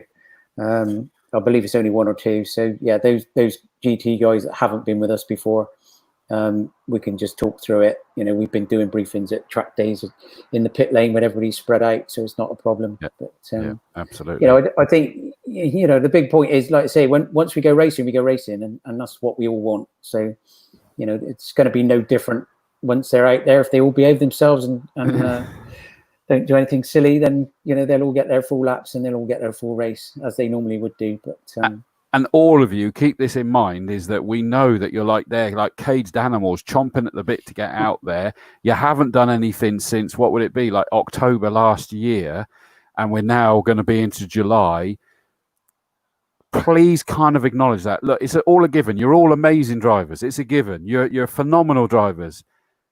But you're out of practice, all right? That's all I'm going to say. I'm going to say it playfully and just friendly, is that you are. So just get yourself into it as you would instruct anybody else if you were instructing someone or teaching someone to race. Is just get yourself up there, get yourself more used to it, and get used to everybody around you, because I know some of you are testing. And I'm saying that tongue-in-cheek, but with a degree of reality that more of you will know where I'm coming from there. I think the other thing to mention, Chris, is the new curbs at S's and Bobby's. There's slightly more aggressive curbs at S's and Bobby's. Oh, really? Oh, really? Yes. And there was some Formula Fords testing today, and we won't go into what happened, but they really don't want to be going over those curbs, because they're higher than they were before. That's all I'm saying. So a little warning now, and a little warning will go on the paperwork that the guys need to be aware they're slightly higher and slightly harder than they were before. So, just a friendly little warning from the clerk of the course: don't ride the curbs. Well, in which case, I think that probably means I can put a tick by this part. We got track limits. Please observe. Okay, I suggest you observe.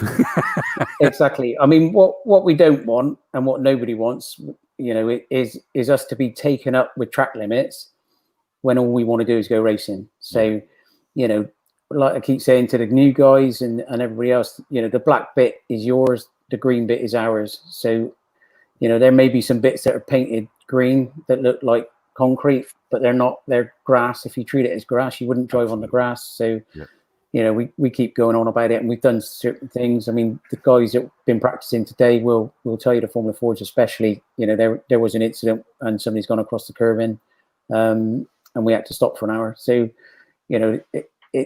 it's an aggressive curb, and it's there for a reason. Self-policing. Exactly. Yeah. Absolutely. So Well, if people need to be a bit slower into S's and Bobbies and don't run wide and we don't have to punish them for track limits, then we're all happy, especially in race control, because I would say it's more paperwork, but it's going to be more electronic messages. Yeah, exactly. Well, that's good because it means we've got more self-policing, so that's good. In terms of awareness as well, is that please, I know we always say this, and you should anyway, pay attention to the flags. You kind of need to even more now, whether it's the yellows that means you got to slow down and what form of yellows. Reds, you've just heard Steve say that, it's probably going to be more inclined towards a red than any kind of safety car. So please pay attention. Don't just suddenly ram into the back of someone because they've seen it and you haven't. Pay attention to those flags if you see it. And that will be flags and lights, won't it, Steve? Exactly as normal, yeah. I mean, we always say at the news drivers briefing, we're quite blessed, I believe, at Castle Combe, where if you see a yellow flag, it means something. You go to other circuits and they seem to put a yellow flag out for, absolutely no reason. But at Castle Combe, the guys are really switched on to the fact that, they're only going to put a flag out if it's necessary. So if it's out, it means something. So you all know what it means. So abide by the rules. We got a point here, pits. I don't know if that's something that needs to be covered in isolation. Pits, yeah. I think the only thing to say about the pits is obviously we're limited numbers. We don't want everybody and their friend in the pit lane because they can't spectate. So if your race is on the circuit, you will be allowed into the pit lane. So there would be a marshal on the gate checking wristbands and checking which race you're actually in. And then after each race, because we've got a 20-minute gap, the pit will be cleared. So everybody that's on the pit wall will be cleared from the pit wall. So you should all leave. And then the next race, those people can go in.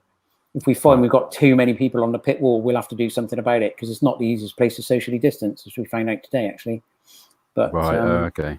There's limited viewing areas, shall we say, on the pit wall as it's set up at the moment. So everybody needs to be a bit sensible because the Motorsport UK steward will be upstairs in the Strawford Centre, so can see the whole area in front of him. So if he thinks there's too many people on the pit wall and they're not socially distancing, he may want to do something about it. Yeah, so just make sure you've got your pit crew, one person in the pit lane if you need them. It's not a spectating area; it's a working pit. Correct. So if you're on the pit wall, don't be the one that's responsible for the race day being called to a premature halt because we're not adhering to the rules. So let's make sure. Start line signal boards, manual and electronic. Yeah. So the only difference as far as the driver is concerned, if the start line marshals are walking through the grid and they need to give the guys a message, they'll probably have a whiteboard. So they may give them written messages instead of verbal messages. So you're in the wrong grid position, for example, maybe just written down to pass them a message, and that may well be better than trying to speak to somebody who's got a helmet on anyway. Going forward. So yeah, the actual lights board and the message board above the start line should all be exactly the same, and the flags and everything else on circuit will be exactly the same. It's just you may find a marshal waving a whiteboard in your face with a message on it. So those that aren't blessed with good vision may want to do something about it before they go racing. But good idea. Restart procedure. Exactly the same. They'll come back to post 14 and be stopped. And then if we need to regrid, either the original grid or a changed grid, depending on how far we are into the race, it'll be no different. So they get pointed in the right direction. And again, that may well be a whiteboard message where your grid position is whatever, pole, second, third. So it's just a way of communicating with the guys when, without getting too close and leaning in through the windows, basically. Fine. Rescue? Yeah, that's going to be exactly the same. I think Sue touched on it earlier. We're only running one rescue unit because we're limited on staff who are available. But they will be, based at quarry and scrambled to whatever they need to be scrambled to. In addition, we've got 2 medical cars, which we've never had before. So we'll be blessed with 2 doctors on circuit at any one time. So they'll get to an incident quicker. So it's probably going to be the doctors that are sent rather than a rescue. Because they need to do the medical assessment and see whether they need to get involved or not, basically. And recovery as well? Recovery is going to be interesting. John Ford, bless him, has been working really hard on, recovering the car during this COVID. It's not as easy as it sounds. You would just think you drag it onto the back of a flatbed and off you go. But obviously to get a car on a flatbed, somebody has to open the door because the driver's probably already gone with the rescue unit. So they have to open the car and steer it onto the flatbed, assuming that driver probably may have had COVID. So they need to sanitize the car and then load it and then bring it back and then so on and so forth. So again, the 20-minute gap may well be eaten up. If we have more than one recovery, they may need to bring the car back and then go back and get another one, because they're limited on the number of people they've got, and the way they deal with these cars is different. So it all takes time. And that's why we've planned to have 20-minute breaks between everything. It's just to, nobody's under pressure to do anything quickly that may cause us problems down the line. Exactly. Yeah. That's fine. They always do it properly. John's probably listening. Sorry, John, I know you always do it properly, but in a safe manner under the current climate, shall we say. Yeah, absolutely. Give him the time to be able to. Yeah. Exactly. Fire points. Yeah, as I touched on, Richard, we'll probably try and get this map out there so that the guys know where the fire points are. They've always been there, and there's some halfway down Hammerdown, for example, there's a fire point.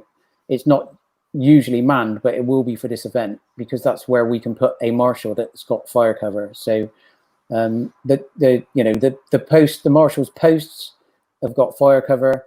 In between the marshals' posts, generally, there is should be a sign, an F sign, which is where the fire bottles will be, and should be a marshal there. And there's the orange markers where drivers should be able to pull over safely, and there will be somebody there that will deal with whatever they have a problem with. Is that F flipping neck? That's hot. Yeah. Yeah. All right. Bless me, it's on fire. Yeah. Okay. Last couple of points on this. There's a new driver's briefing video going to be available. Apparently so. I'm doing that myself. Yeah, I just haven't got round to it. Yeah, that's fine. So keep an eye out. We should get that done either early next week. Yeah, it should be up online then. So that's new drivers that have got to have new driver. Yeah, normally we sit them down in the K Thomas and give them a quick chat and tell them where the corners are, and that we don't do runoffs at Castle Combe. So we'll do a short video with the same information just so they know what's going on. Okay.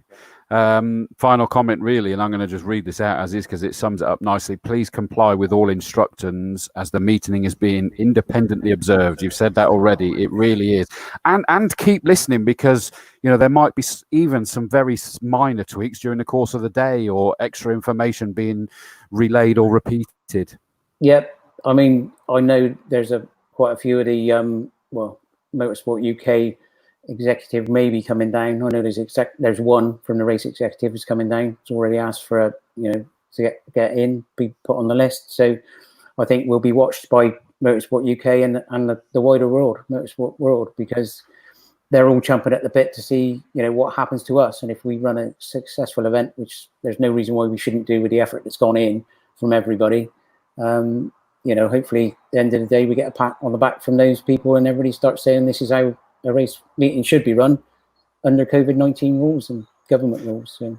Perfect. And Ken's also let me know that the paddock plan will be on the Castle Combe Racing Club website tomorrow. So it will be up there for that tomorrow. Okay, Steve, I think that covers everything from there, doesn't it? It does, yes. Okay, thank you very much, sir. I'll be bringing you back in again in a minute when we'll move on to the Q&A, because I'm on to the very final part now, which is just, it's me, it's Dawesy. Right. Very finally is that you're all there going to be wanting to see it. And I know it's the biggest bone of contention that we just have no choice. There's nothing we can do, no matter whether you agree with it or disagree with it. I know we've had Mark Govia and Mark Sutton put angry faces on as reactions to this. I'm with you. I want more people there. We would want more. I haven't been able to see any of the comments because I daren't, and I dare say it's a mixed bag in reality. But it's not by choice; it's by force. We don't really have a choice. We got to keep safe. There's some managed risk, but majority it's keeping it safe, and it's making sure that it's the first of many, not just for us, but for the whole country, that we can all go racing again. So please bear with us. But we've been working hard, and Kevin from Bristol Sound is an absolute hero. The work that he's been doing, I went into the circuit, as you saw when I ran that test, to just sort of say, well, this is what we want. He was basically able to do all sorts of things. It's like, well, this is what we need to happen. You'll have seen the test, if you've seen it on the Facebook page for the circuit, is that we managed to have it with 4 static cameras. There is a possibility we might have another couple of cameras if we feel that it works okay to have 6. I will have the ability to zoom one of them up. So if I need to look closer at one of them, we'll take that up to full screen and then take it back to 6. Myself and Ian Salmon, my co-commentator for the night, he'll be over at Old Paddock, for the day, sorry, over at Old Paddock. We're both going to be on this in effect, and don't panic. We'll hide our faces during the race. You'll just get our audio, and it'll be the footage that you'll see with us doing the commentary. We'll be able to come back in and have a conversation about what we've just watched and what happened and what it means and all those kind of things. Hopefully, Clive Woodward will be able to come in with some interviews. We might even be able to get some people in as guests, as we have on these shows, coming in, you know, maybe some of the sponsors coming in to have a bit of a chat with us, you know, VP Fuels or whatever, you know, they're going to be there, obviously, to some extent. We may be able to have all sorts of conversations. It's about bringing you as much as we can. It's not a TV production. We just can't afford it. We're doing something like this at the moment to try and give you the ability to see, whether that's your family, your friends, your sponsors, whatever, that they can watch, they can listen. The audio's also going out on TSL from now, and that's going to be going forward. And I know so many of you have been asking for that for ages. It's going to be on TSL along with the timing as well. So you're going to be able to watch and see plenty. I know it's not perfect. It's not exactly what you want, but please, I hope that you take it in the spirit it's meant, that we've been so flat out to try and bring you as much as we can, with the focus at this point being, let's get racing going again. Let's get you back out on track. Let's get you able to do what you do best. We need you to buy in and cooperate as much as possible. Please work with us. Be patient. And remember, we're all learning as well. We're human beings. We've never been through this either ourselves. So please just bear with us. Some of there may, for all I know, have been some derogatory comments have come in, but hopefully the rest of you can see those and know that it's not fair to this team with the work that they're putting in. Let's enjoy it. Let's have some fun. Let's go racing. It's a week on Saturday. I'm so excited that we get to go and get going again. I think Sunday we're going to do a preview show. The day after, or a couple of days after, we'll probably do a review show of the day, and we actually get to go racing again. So that's the plan. This whole video is going to be recorded, as you know, with the other shows, so you'll be able to watch this back. There'll be some documentation. There'll be, you know, pay attention to that documentation. Richard Beard was saying earlier that all of you marshals are going to get this documentation. Don't think, oh, I've seen it a million times. You haven't. You have never seen it. Look at it. It is much more important this time because it is unique information. Drivers, please pay attention to what is expected of you during the day, that you need to go and look at TSL, that you might need to go and just register a bit more details. You need to do it before the race day. You need to pay all your things before race day. Cut off tomorrow for entering, so let's get you in there. Let's get racing going. There is no camping this time either, but fingers crossed next time that will be sorted out and we'll be able to get that one sorted. I think that's the key things, but let's now open it up to questions. We move on to the final part, and I'm going to bring the whole team back in again, and they are still there. They haven't all legged it. I'm going to go in and see if we've got some, I'm sure we have. We've got some questions that may well have come in. If you've asked them earlier during this show, apologies, guys, but I won't necessarily see. And thank you for a lot of people that have been saying about the work that's gone in. Thank you. It's lovely to see that. Tony Cooper says the nerves kicking in already. I like that. That's really cool. Gary Preble, woohoo, let's go. I know that Goose is there, and I know that the Quarry Hardcore and the Camp Softcore, they're going to be gutted they're not there, but soon, guys, we'll have you back. Adam Higgins says, John, I believe it was said earlier that all banks will be closed to all. I'm not sure what you're referring to there, Adam, but you're absolutely right. John Barnard asking, can drivers or mechanics socially distance spectate other races from Camp Spectator Bank?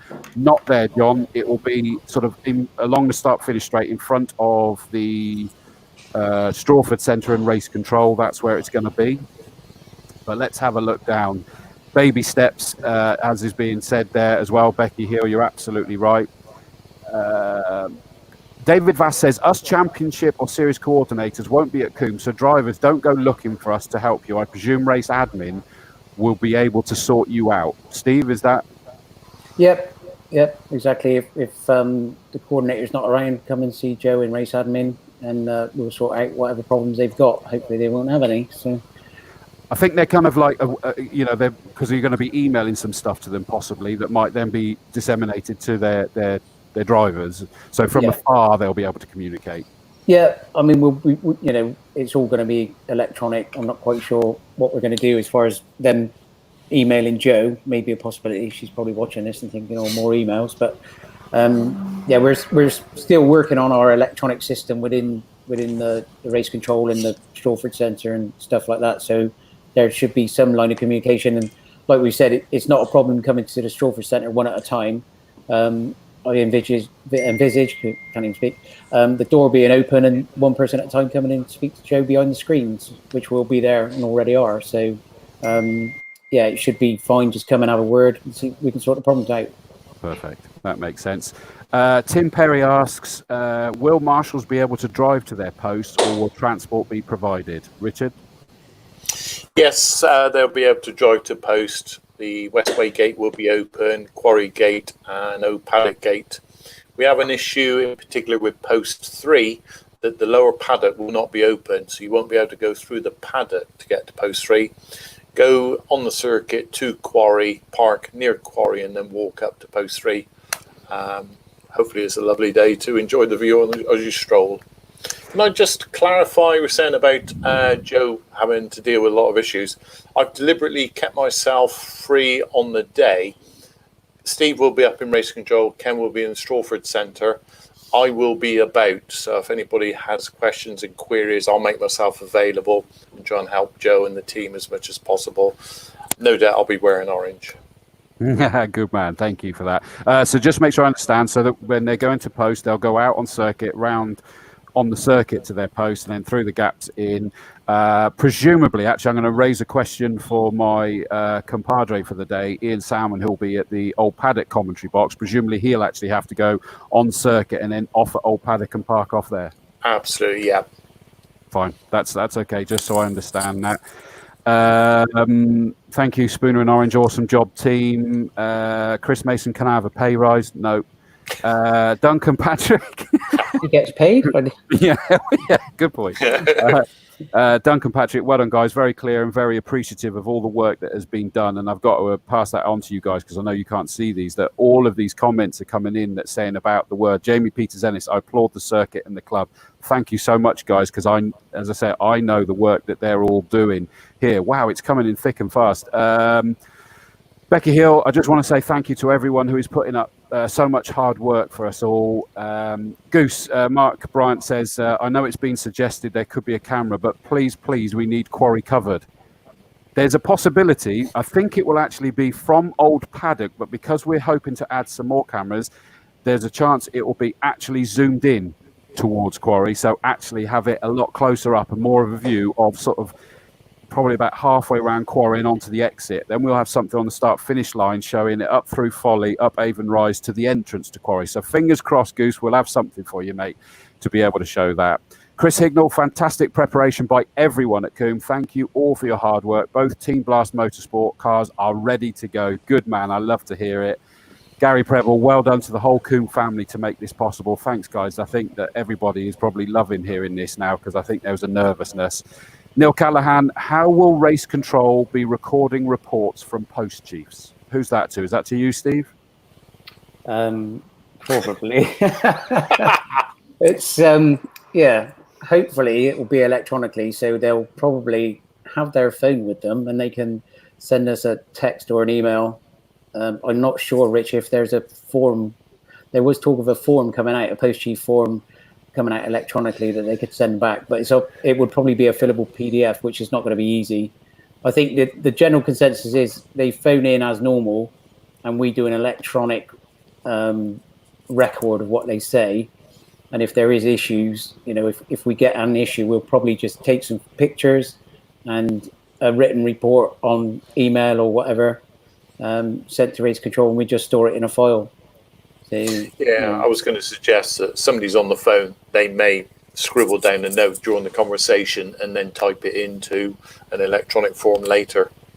So just to capture the info in the heat of the moment, perhaps. But that paper won't be distributed to anybody or go anywhere. It's just purely a notepad. And by the way, at any point during this, Dr. Sue, if you hear anything that you feel and need to chime in, just sort of like say, put your hand up so I know that you want to add to that, all right? Otherwise, we'll assume they're saying the right things otherwise. I was watching very closely for a reaction there. That was thinking on the fly, that one. But as I said earlier, our sanity check. Yeah. Keith Rain, the main man from the start line, how will breakdowns on the grid at race start be dealt with? Who should I aim that one to? As normal, I would suggest. Yeah. So if it's before we start, we'll go into a start delayed. If it's just after the start and everybody's gone and there's somebody stuck on the grid, I would suggest it would be a race stop and we go reset, move it, and do as we normally would do. So those sort of things, We do have increased coverage at the race start area, down the pit wall, etc. So we've got people to move vehicles if necessary. Okay, cool. Chris Mason brings up the point that says, can race control have an email address so we can send info through that way? yes. There is a setup that we're using with TSL. I'm obviously not going to disclose it because we have to prioritise that information. It's going between the race day team. So Clark's, Ken and Steve are poles apart. I'm wandering around. It will be available for important messaging if necessary. There's always the phone directly. Sometimes we may need to follow up with a written report, of course. Okay. Mike Cotton says, let's hope that all your good work is appreciated by those lucky enough to be there and they behave appropriately. That's the big hope, as we've seen from the pictures from like Bournemouth Beach today. We're hoping everyone's going to behave appropriately, which is a key point that was being made earlier, is that if you're going to take photos onto social media, please be mindful of what it is you're putting up there. How could it be interpreted? And it might not be fair interpretation, but how could it be interpreted? And you just have to be very mindful of what you put. Gerald Howell says, will there be temperature testing on entry to the circuit? I think that's for you, Sue. I think the answer was no to that, wasn't it? The answer is no. About a third of people who have active COVID infections don't have a temperature.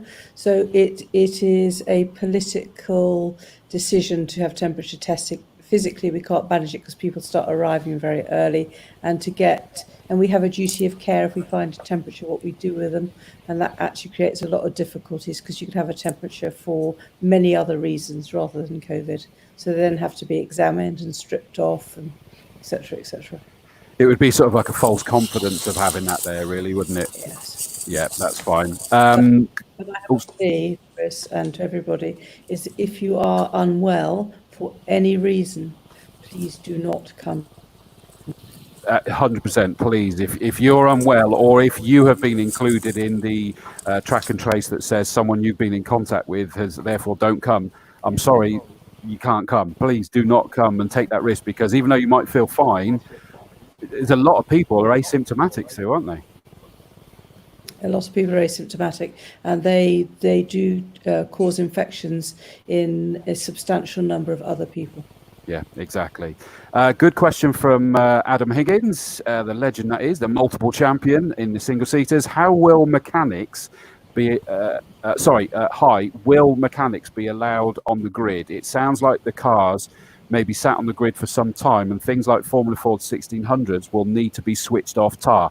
I think there's two things there, Steve, I'd imagine we're going to for this one, is that it doesn't necessarily, you're talking about the 20-minute gap, that doesn't mean we're putting them out on the grid and leaving them there for 20 minutes, does it? No. So basically what we'll do is we'll finish one race and we'll deal with whatever we need to deal with. There'll be a 20-minute gap and then we'll go with the next race. So they'll come to assembly as normal. They'll stop in assembly. Probably if we're talking about Formula Fords, they'll turn the engines off. Hopefully they'll have one mechanic with them, not two, because if they're all stood the same side of the car, they'll naturally be socially distanced anyway. They'll start the car, they'll go to the grid. The idea would be that we would go straight into a race start. If we don't, for any reason, and they have to stop the engines, then yes, the mechanics will be allowed onto the grid. It may take a little bit longer than normal because they need to socially distance as they go through the gap by post one. But then that's what the 20 minutes is for. There's a 20-minute gap, and if we need it, we'll use it. So yeah, the actual race itself will be as it should be. I wouldn't say we'll let the mechanics on if they don't need to be there. I know the Formula Ford guys like to run on and make sure everything's okay. But if we can get them gridded up and go straight into a race, I see no reason why anybody would be on the grid anyway. Is that valid? Because I see them with the batteries at the back ready to start them. Yeah, if the cars are running, they don't need it. So if they all Fine. come down and we grid up nice and quick and everybody knows where they're supposed to be, as we mentioned earlier, and the guys can get them gridded up nice and quick, then there's no reason to turn the engines off. We just get going as quick as we can. Fine. Okay. Thank you for that. Sarah Weston says, "Can I have my husband back soon, please?" Nope. He's ours now, Sarah. He's ours. We're nearly finished with just the last few questions. Goose says, "Something is better than nothing. Hats off to all at Combe just for making the meeting happen. Just a shame us diehard regulars can't support our circuit we love so much." I agree, but you can still support the circuit, Mark, and I hope you're going to be there because we're all going to have some fun together with the commentary, because you'll be able to comment like this. It's going to be using this that I'm doing the show on, so you'll all be able to contribute, and I'll be able to put up your questions and comments as we're enjoying the day. It's going to be even more interactive and inclusive than we normally get to do with our commentary, and you know I love sort of getting everyone involved, so it is going to be great fun. Please do get involved, mate.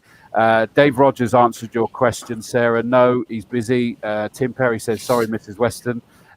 Gary Elson says, "For Dr. Sue, if a driver gets out of the car after a stop, is it safe for them to remove helmet and gloves, etc.?" I know you said no to gloves, didn't you? No to gloves. The gloves are to protect both them, because depending on how they are taken back off the circuit, we don't want them touching any surfaces. So their gloves protect themselves.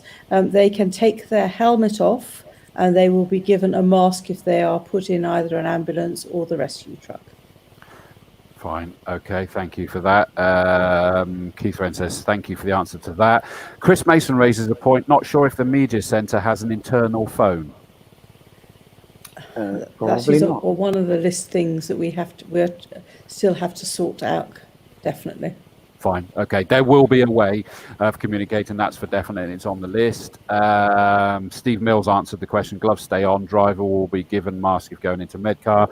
Jonathan Lee says, "Thanks everyone for your hard work and this video. Very informative. Let's have a great day racing at Combe." Jackie Fay, "Bravo to everyone for all their hard work towards getting back to racing. It's very clear every scenario has been well thought through to provide an excellent baseline to work from. Good luck to everyone who will be there on the 4th, ironing out any inevitable wrinkles for the rest of us to follow at later race days. #Orange Army."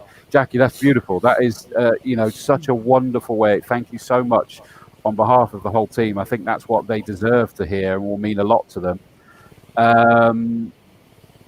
Gary Elson, now what was the original point that he raised? If a non-contact stoppage. So there we go. So the original question was to you, Sue, about if a driver gets out of the car after a stop, is it safe for them to remove helmet and gloves, etc.? And he's just confirmed he means a non-contact stoppage. It depends how his car is going to get back, because his car is technically contaminated and they may need his services to move his car. It rather depends on what's needed for the car and the driver to get back. So is it probably a case of the helmet's okay to come off, but Yes. just keep your gloves on? Keep your gloves on. Keep your gloves on. I think that's the message to keep, because they are protection for you, and they are also protective for other people who might have to go on the inside of your car. Perfect. Great. Just taking on from that, Chris, that if a driver is suited and booted, ready to possibly have given a straight tow back, it's best for everybody if the driver is ready to get in the vehicle and be towed away safely.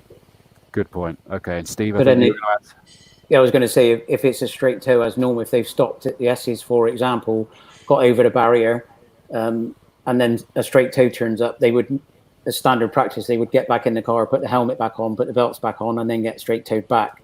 So that's fine. If that car then becomes a full lift and they would then need to be brought back by another vehicle, they would have to wear a face mask anyway. So, and Sue? Just one thing, every surface you touch, if you have COVID virus on you, and it's only 20 virus particles, it stays on that surface for up to 3 weeks. So if you touch the tyre wall or the barrier without your gloves on, right, you're potentially contaminating that area. and that was shown to be a real problem in Singapore.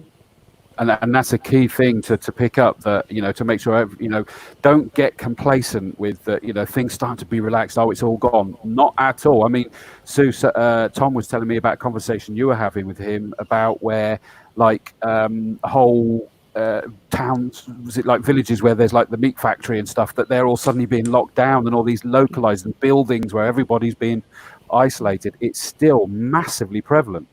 Massively prevalent, and it's still, there are still pockets around locally to Castle Combe which are still causing trouble. Fine, okay. Jed Dorr, lovely comment. Dilly, sorry I'm late, folks. Got my fingers, toes, legs and arms crossed, hoping to be selected to marshal at one of the race events. Please do stay there, guys. Even if you're not selected this first one, please keep applying, because it's going to be an evolving thing as we go, and we need you. We can't do this without you at all. Joe Shingler says, will PPE be issued to marshals, i.e. gloves and masks? Is that to you, Richard? We have stuff available, but everybody should come prepared, because even before they get to collect any PPE, if we were giving them out, there's contact points that you may be near, etc. So no, come prepared, self-protected. I think, Sue, did you want to add anything? Masks and gloves. We have we've got supplies from British Motorsport that I hopefully have arisen, and we've got. We won't go into that one. But the circuit. So Chris Mason's done a superb job organising a whole lot of stuff. So there will be stuff available, but basically look after yourselves. And I cannot emphasise soap and water hand washing. Yeah. Absolutely. So, bring your own to sort of get you covered before the start, and then there will be stuff provided as well. Good to see that Goose was going to be there. Clive Woodward, who's going to be on Com 3, well done, excellent team effort. It'll be great to have racing again. And I know when I had a chat with him, video conversation with him the other day, he's really looking forward to it. Chris Mason, if travelling in recovery, then gloves on and face mask if being towed back, full gear. Adam Higgins says, when I break down, can I spectate or do I have to look away?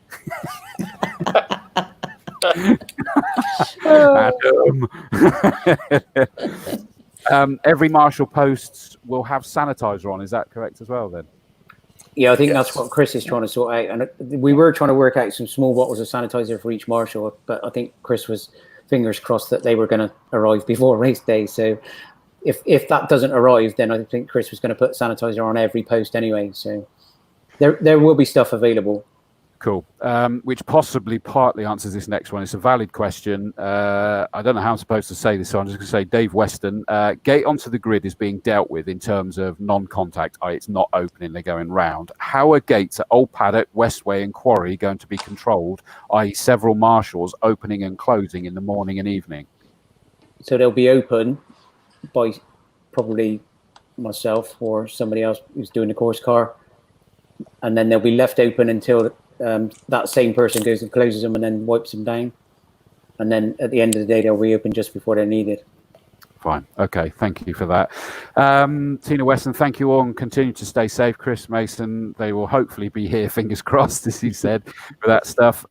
Jed Doyle, the whole crew at Combe have done a massive job for bringing all activity back to the circuit. Chapeau, and Chris Pearson, thank you all so much for amazing effort. I'm going to call an end to it there, everybody. Thank you so much for the comments that have been coming in. It's been lovely. This isn't what we wanted to be providing exactly, but we've been able to provide something so everybody can come back in. It will get better. It will get more familiar. We're working towards that as much as we can, I can assure you. But hopefully you've seen from the team that I brought on to be my wonderful guests tonight that they have been flat out, and they continue to be flat out to make sure that this is just a fantastic opportunity for us to go racing again. Ladies and gentlemen, thank you so much for joining us. Richard Beard from the Marshals, Steve Weston and Ken Davies from the race control, if you will, and of course our sanity check, Dr. Sue Smith, that is the one that really helps us know what we're talking, or sound like we know what we're talking about. It's all coming from Sue. But from us all here on Combe TV, I kind of feel like I should say that the Crime Watch one now. Don't have nightmares. Do sleep well, because we've scared the bejesus out of you now. Ken, any final comments from yourself? Yeah, well, thanks very much indeed for anchoring this, Chris. And you made a great job of presenting and holding the whole thing together with your unusual genial and relaxed style. Just perhaps to say, you know, Castle Combe's been around since 1939, since it was turned into a World War II airfield. So it's gone through a war. It's gone through all sorts of planning objections and all sorts of other problems in the 70s and 80s. And it's still there, and it's a much loved circuit in the UK. We're just custodians of it at the moment.